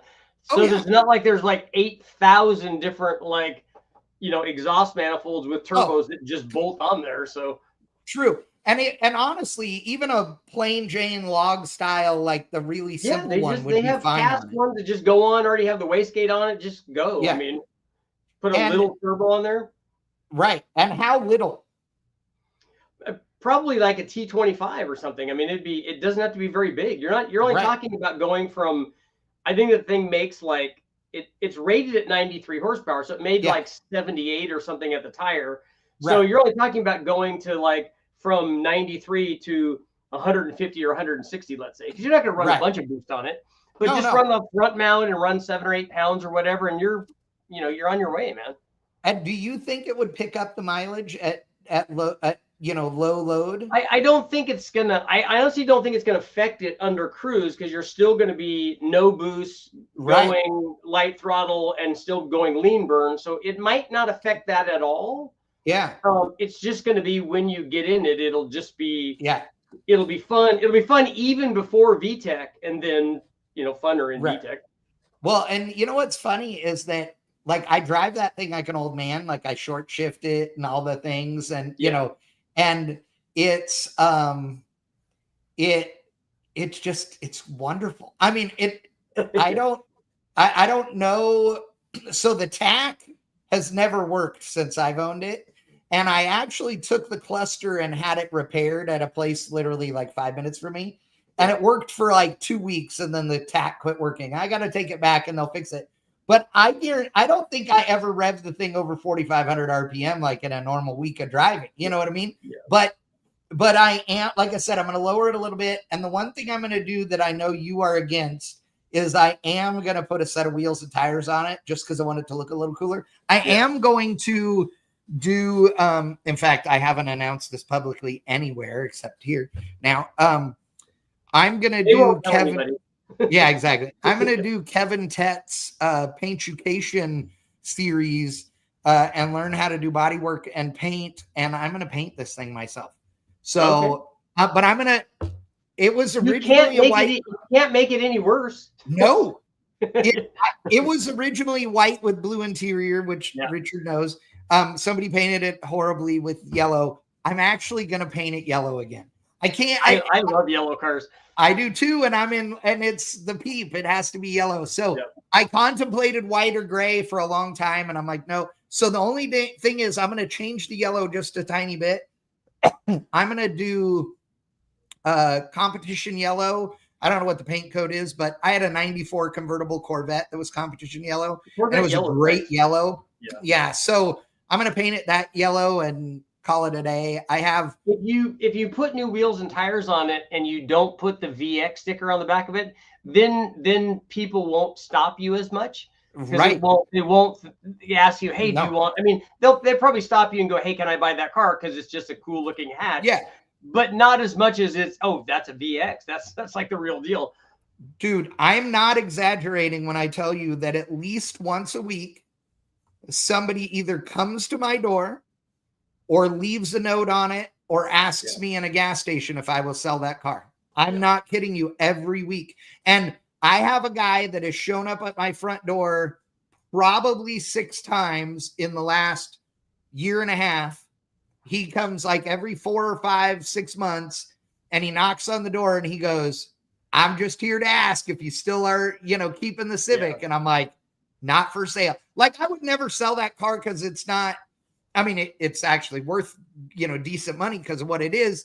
But it's just too good. It's like, I mean, I made the AC work good, and it's got a stereo in it and all the things, which I shouldn't say because you can break into one with you sell it. Our deal was you have to offer it back to me. Oh yeah, exactly. So. Oh yeah, and I'm sorry, but I'm not. I mean, but you can borrow it anytime you want to come to town and you need it. Yeah, it's all you. But I love that car. I love that car. And Otis loves that car. He takes up the whole back of it, and the windows always have nose prints. I love that you have Otis cruising around in it. That's awesome. Oh yeah, every day. Yeah, I mean, Otis is his dog for the. I mean, these guys get to see the dogs. Bruno and Brady come up here all the time and jump up and want to look and talk. Yeah, Otis has been around here at the bottom for a while. I don't know where he went now, but he's here somewhere. He'll get pissy about we're like an hour and a half in. Oh, speak of the devil, and here he goes. It's fine. He'll get pissy with me every once in a while, and he starts roo-rooing at me, and the whole deal. And I'm like, dude, shut up. We're doing a podcast here, So but you've already run over, so you're late. So it's really it's my time now. Yeah, exactly. Look, Wickham says, Chad, I'll trade you a gently used Volvo wagon, but you have to throw in some cash on your end. Hey, Wickman, I've seen the Volvo. No. You know who has a Volvo, and he was talking about it, is the guy that won my Nova. I did the giveaway on the Nova that I had. Yeah. He won it, but he has a Volvo that has a like a Gen 2 LT1 with a T56 in it. Oh, no way. Yeah. And I think he's gonna get rid of it because I don't think he's driven it for a really long time, and it might be all ratty right now, but it's still that's still cool though. Oh hell yeah. No, I give Wickman a hard time, but I love the Volvo wagons. Like those things. I do too. So cool. The wagons especially. I mean, they're all cool, but the wagons. Yeah. Agreed. Absolutely. It's the it's weird though. Let me have you had this happen in the last 10 years where cars that you didn't used to think were cool are now suddenly you like them more? Have you experienced that? Yeah. For me, it's been late 2nd gen Camaros and Firebirds. I only liked the early ones. Yeah. And now I'm like, oh dude, I would totally rock an 81 Camaro in a heartbeat. You know what I mean? The turbo Trans Ams. Yes. Oh, you want to talk about a screwed up deal. I mean, the engineers at Pontiac for that deal, puff pass, man, because that was let's bolt a quadrajet on an intake with a turbo that feeds the intake and then sucks through the thing and the whatever and the wow. Yeah. Let's see how complicated we can make this. And then they did it even more than that. I mean, yeah, but the weirdness though is why you like that stuff. I have fond, my first car was a 70.5 split bumper Camaro. Yeah. And so I have fond memories of racing guys that had 78, 79 Z28. Yeah. So that was a cool car. My car was an old car back then, and their car was newer and cooler. And so I have fond memories of those. And those are still cool. Especially And I would argue that I kind of like the Pontiacs better. Like I like the Trans Am's better with a shaker hood and the cool like disco dash and all that, you know. Oh yeah, that engine turn dash and the beak, you know, the split grill, like all of that. And, and I all think of that is cool. Pontiac, for the most part, did a better job on their styling. I think. I mean, they did some good stuff. Well, and you're right, and they were smarter because, I mean, let's face it, the late 70s and early 80s, there was no performance. Like what we think of as performance cars were a joke. So they knew like we need to go all in on the styling in order to make this better. And I mean, look, okay, so Jim Rockford Files, which now I know I'm dating myself. Dude, his Firebird was an Esprit. It was like the low horsepower, like gentleman's hot rod that just had like a nice interior and that kind of stuff. Yeah. And it's one of the most famous Firebirds on the planet. And if it wasn't for Smokey and the Bandit, it would be the most famous Firebird on the planet, you know? So yeah. Yeah. And I still would take his Esprit over a standpoint. Oh no. 100. I mean, they made like 160 horsepower or something. Yeah. I mean, literally, if somebody look it up, Wickman, look it up. I think they were like 160 horsepower. Yeah. Thumper or BNR, let me know what would a 77 or 78 Esprit Firebird, what would that have made? Yeah. Yeah, one of you guys can look it up on the Google. The Bobby Walter all-wheel drive Magnum wagon or CTSV wagon with a T56 all day. I'm not in on the all-wheel drive, but I am all in on the V-wagon. There is no doubt. BNR says a 305 Chevy made 165, but 250 foot-pounds. Yeah. Yeah. 250 foot-pounds. Wow. If you have to brag about the torque, then that's because it doesn't make any horsepower. Yes. A base 301, 135 horsepower. Wow. Not good. That is not good at all.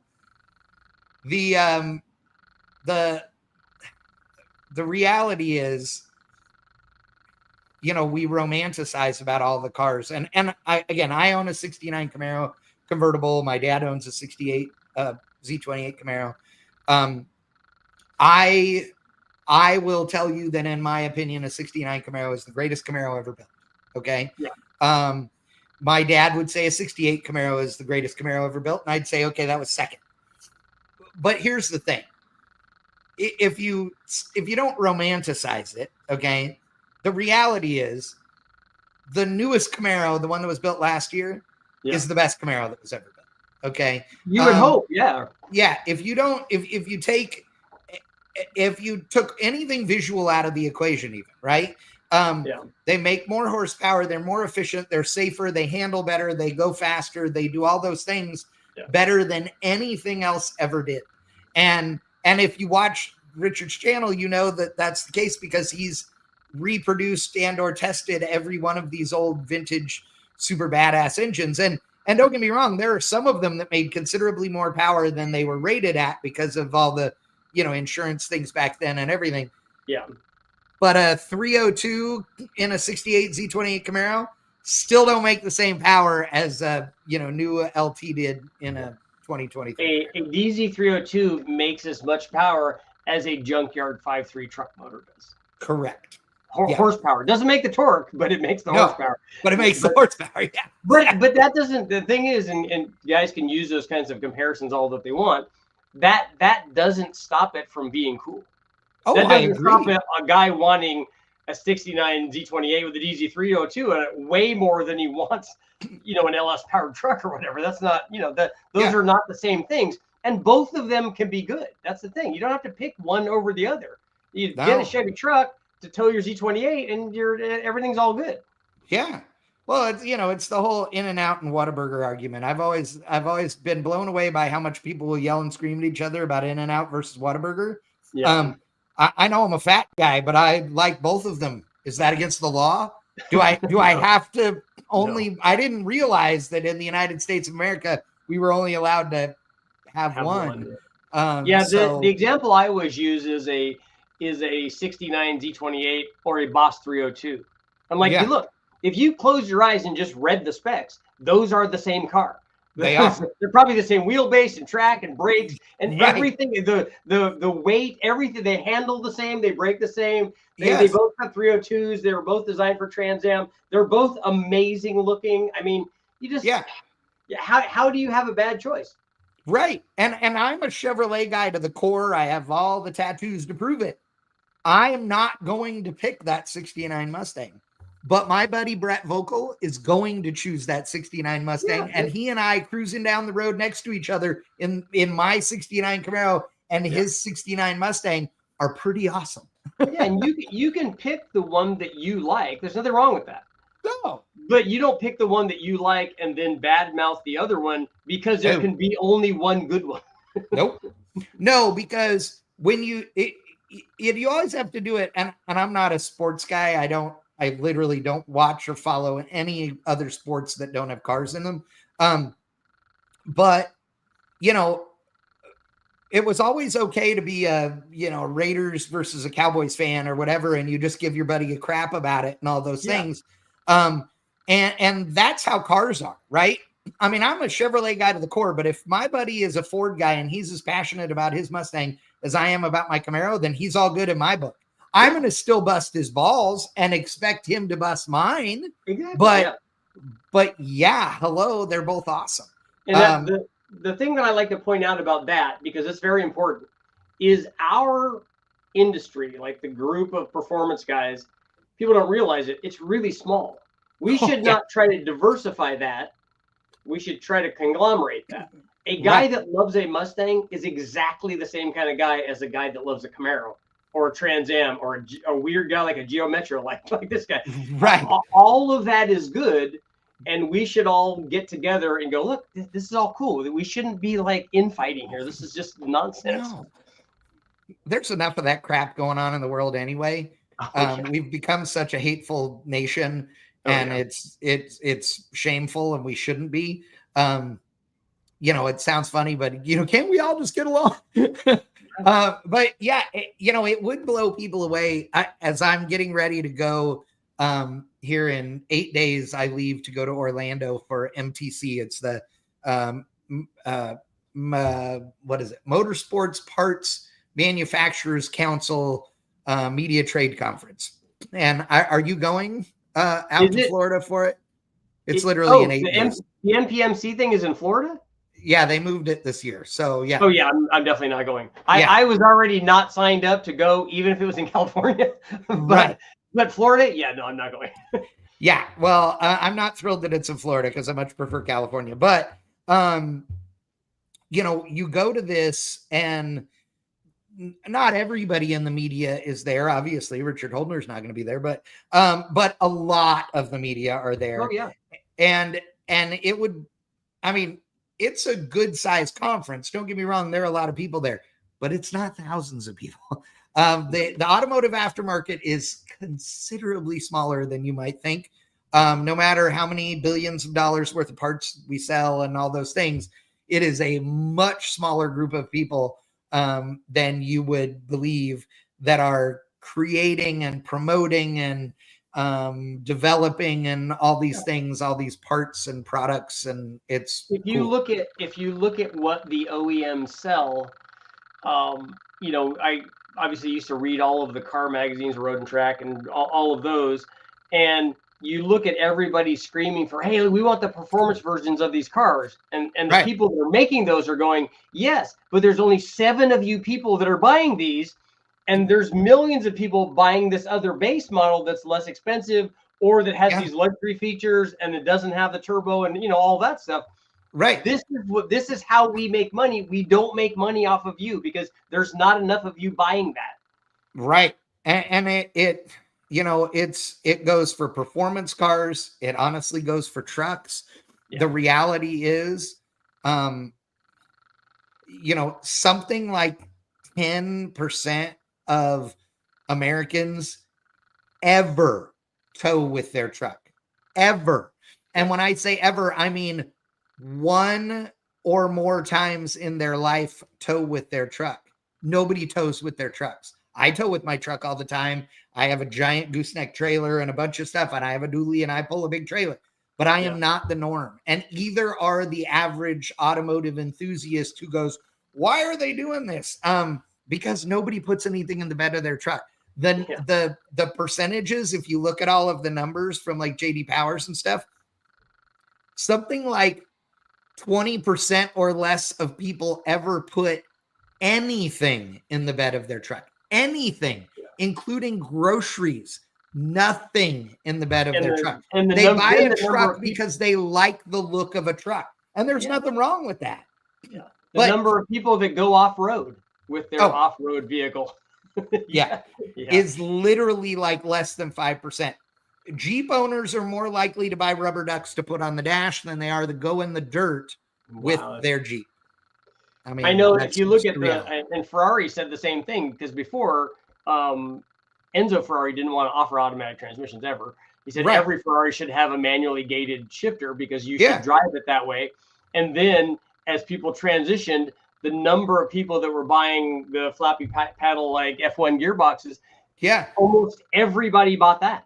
Like 90% of the people or something were getting that transmission. And admittedly, that's kind of cool.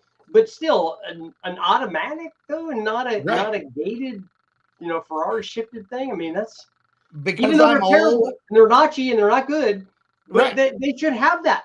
Yes, that should be part of it. I'm going to sound old when I say this, but I refer to any Corvette with an automatic transmission as having a power glide in it still. And I know they haven't put a power glide in a Corvette in like 50 years, but still, that's what I say. But with that said, just to show you, so Jeff Smith, who is a friend of Richard Nye's, and you guys all know him from all the magazines. Jeff's on the list of people that I want to have on. Oh yeah, Jeff's amazing, and Carcraft magazine, Hot Rod, all the things. I mean, Jeff's awesome. I remember as a teenager, and I bring this up to Jeff every once in a while just to make sure he feels older than me, because he is. That he wrote a story in Carcraft about driving in LA traffic with a 4-speed manual transmission, in this case in his 65 El Camino, and about driving without the clutch, right? And how you could do that. So I bring that up because last year at MPMC at the Media Trade Conference, the guys at McLeod did a poll to ask how many people at the conference drove a manual transmission car weekly, monthly, daily, etc. I was the only person in the building who drove a manual transmission vehicle every day. The only one.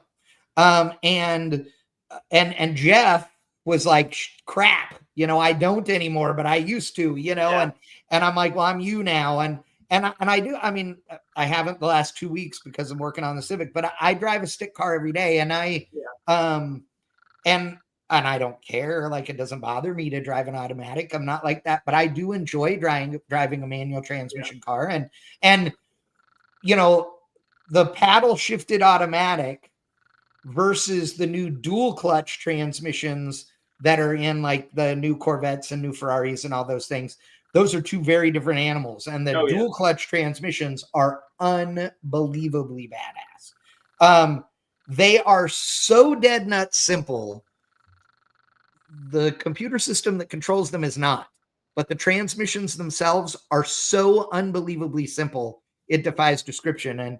And the reason that they're cool, faster than manual transmissions by a lot, because what they are, if you're not familiar, a dual clutch trans is like, let's say it's a 7-speed, which is pretty normal. If it's a dual clutch 7-speed, it's actually 2 manual transmissions that share one case. And so the way that it works is that the input shaft that goes into the back of the crankshaft is actually 2 shafts. So like if you're familiar with an automatic transmission, when you have the torque converter off of it, it's got that outer, outer tube that the converter slips over, and then it has the spline shaft sticking out of it. Yep. Well, on one of these DCTs, imagine that both of those are splined. But what you have is you have one clutch that drives that, or is, driving the outer splined hollow shaft. Yeah, and one running the inner. Yeah. So what is happening is that I don't know which one is which, but the inner, let's say, is 1, 3, 5, and 7, and the outer is 2, 4, and 6. And so the reason it's so fast is that it's in first gear and second gear at the same time. The clutch just isn't applied. So when you're driving along and it's in first gear, when you go to shift it into second, it releases the clutch from first and engages the clutch from second. There's no shifting needed, right? And it's already spun up too. So correct. It's already there. Everything's going. And then when you do shift it, it's already shifted from first to third while it was revving up in second. So boom, it hits that. Then while it's in third, it's already shifted into fourth with the other one. That's why it's so fast. And when you realize how that works, they're unbelievably badass. Like unbelievable. I want to put a BMW DCT in a muscle car. I know multiple people that have put them behind LSs, and they're really cool. Really cool. But they're not cheap. Not cheap at all. No. In fact, I need to talk to your buddy at American Powertrain. Yeah, Matt. Yeah, I need to talk to Matt. We're putting an aluminum 5.3 in my 88, in my notchback, my Mustang. Yeah. Nice. And so I need a transmission for it. So I want to talk to him about it. What are you going to do with it? We're primarily just it's going to be street driven, but we're primarily going to do testing for parts for our store and also turbo stuff. So we need to run, it's going to run like, let's say 800 at the tire or something, but only on the chassis down. It's never going to be drag raced. It's never going to have any of that done. Well, if you don't need the double overdrive of a Magnum 6-speed, then you're going to want to just put a TKX in it. The TKX is a 5-speed. Yeah. It's considerably smaller, fits in the tunnel and the Fox body, no problem. And it is buttery smooth, nice to shift. Like it is amazing. Great transmission. But yeah, I'll remind me and I'll get you hooked up with him. They're awesome. What's also awesome is Deloney V8 Motorsports, 400-inch small block, AFR eliminator, 195 heads, ported. That's good. 13-1 and a single 950 Holly I'm assuming Holly with E85. Solid roller suggestions. It will be in a stick shift drag race 64 Buick Special. I love you a lot. All the camshaft. It's a stick car. You don't care. Like put it all in there, right? Oh, Richard's locked up. This is awesome. I don't know if any of you guys can hear me or if you're hearing Richard and I'm locked up, but oh, there he goes. Richard is gone. That's awesome. Well, Deloney, I'm not the guy to pick a camshaft for you on that. I mean, I could give you some suggestions, but keep in mind that you can go with a bigger camshaft than you would in an automatic combo without having to go with a crazy converter because of the fact that it's a stick. So you've got all the, whatever RPM you want to launch the thing at, you can. Do you have, are you running a slipper clutch or what? What transmission did you say you were going to run in that thing? You just said stick shifted.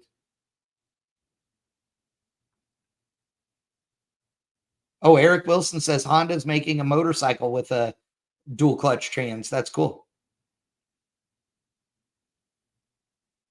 Delaney needs a foot of lift and a day and a half of duration for a solid roller. I agree. Oh, and BNR saying that he was at PRI 2024 and looked at the sequential gearboxes. There were a bunch of them there. They're amazing, but God, they are expensive. There is absolutely no doubt.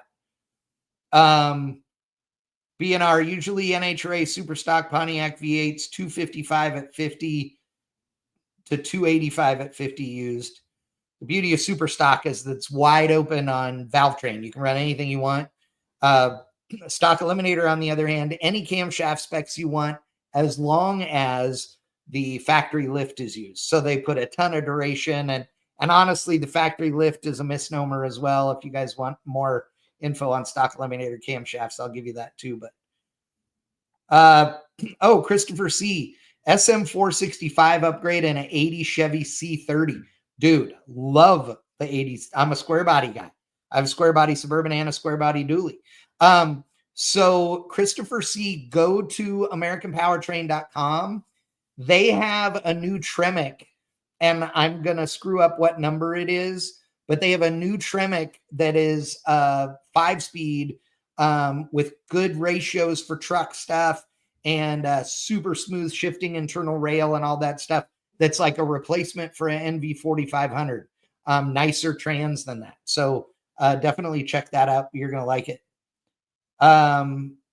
B&R, Muncie 4-speed. I like the Muncie 4-speed. I have multiple Muncies. Nothing wrong with those, for sure.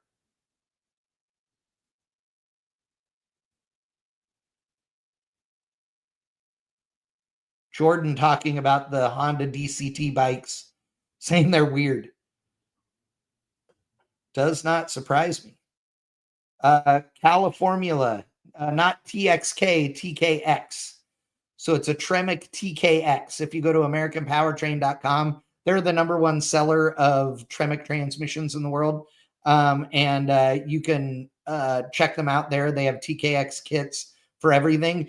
The TKX is basically like the old TK's, the TKO was, a good transmission, but it was a little clunky and stuff. The TKX is barely bigger than a Muncie 4-speed or a Super T10 or any of those. Specifically, the first Tremec transmission ever designed specifically to go into aftermarket applications for swaps. So it's very, very swap friendly, as in no tunnel modifications required whatsoever. Multiple shifter positions, which makes it great. And really slick shifting. They say that you can shift the thing to about 7,500. But I know guys that are shifting them at 8,500 and they shift really good. So, Richard just sent me a text. Hold on.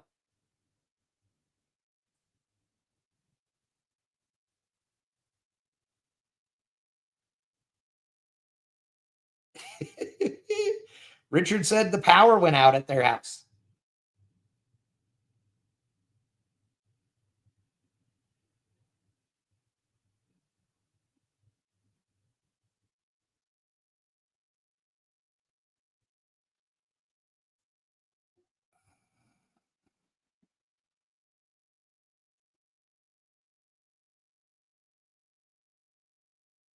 So so Richard is powerless. That's what happened. So he lost the internet. But yeah, so the TKX is a great transmission. And you can, again, they'll fit in anything. And you can put them behind any motor. I mean, every American Powertrain has bell housings for Mopars, Pontiacs, Fords, you name it, they've got them. And they've got them like scatter shields, but they also just have really nice die-cast aluminum ones for guys that aren't trying to race or do anything stupid, So yeah, it's pretty good. Thumper, the sweaty fat guy. Chad stream now. Exactly. Okay, hold on. Hold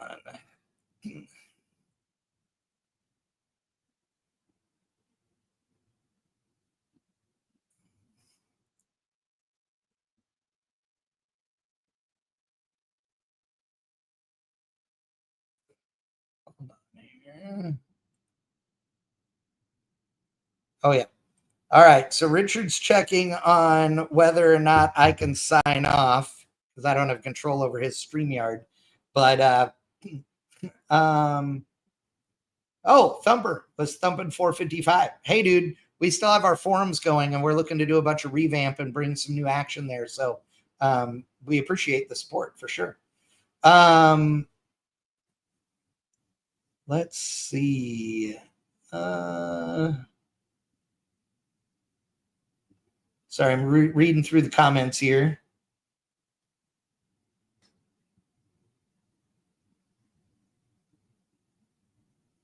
I do not know what an A518 is, but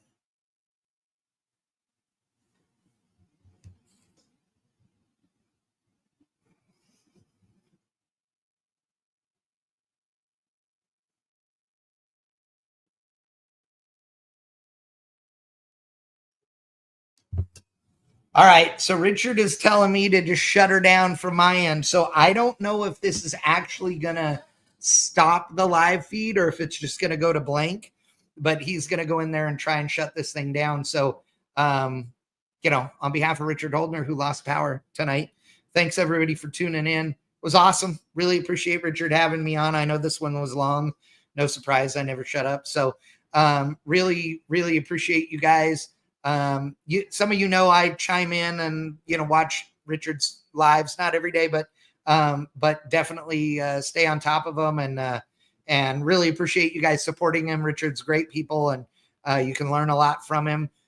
If you have not, you know, went to his store yet, go click the link in his in the description of the videos and on his YouTube channel. And you guys will be able to check out all the performance parts that they have. They keep adding more and more stuff, so it's a pretty good deal. So again, everybody, thank you so much. You had great questions, great comments, and we appreciate it. And we'll see you guys next time. Join us. I do my own podcast. We do Bangshift and Triple B, Beards, Burnouts, and Beer a couple of times a month. So we do one every other week, basically. And we would love to have you guys join us. So I believe, what is today? Today is Saturday. So this Wednesday coming up, we're going to do a Triple B, I believe, on our YouTube channel, on the Bangshift YouTube channel, and on the Bangshift Facebook page. So follow us. We appreciate it, guys. Thank you so much. You guys have a great day. Hope everybody enjoys the rest of their weekend.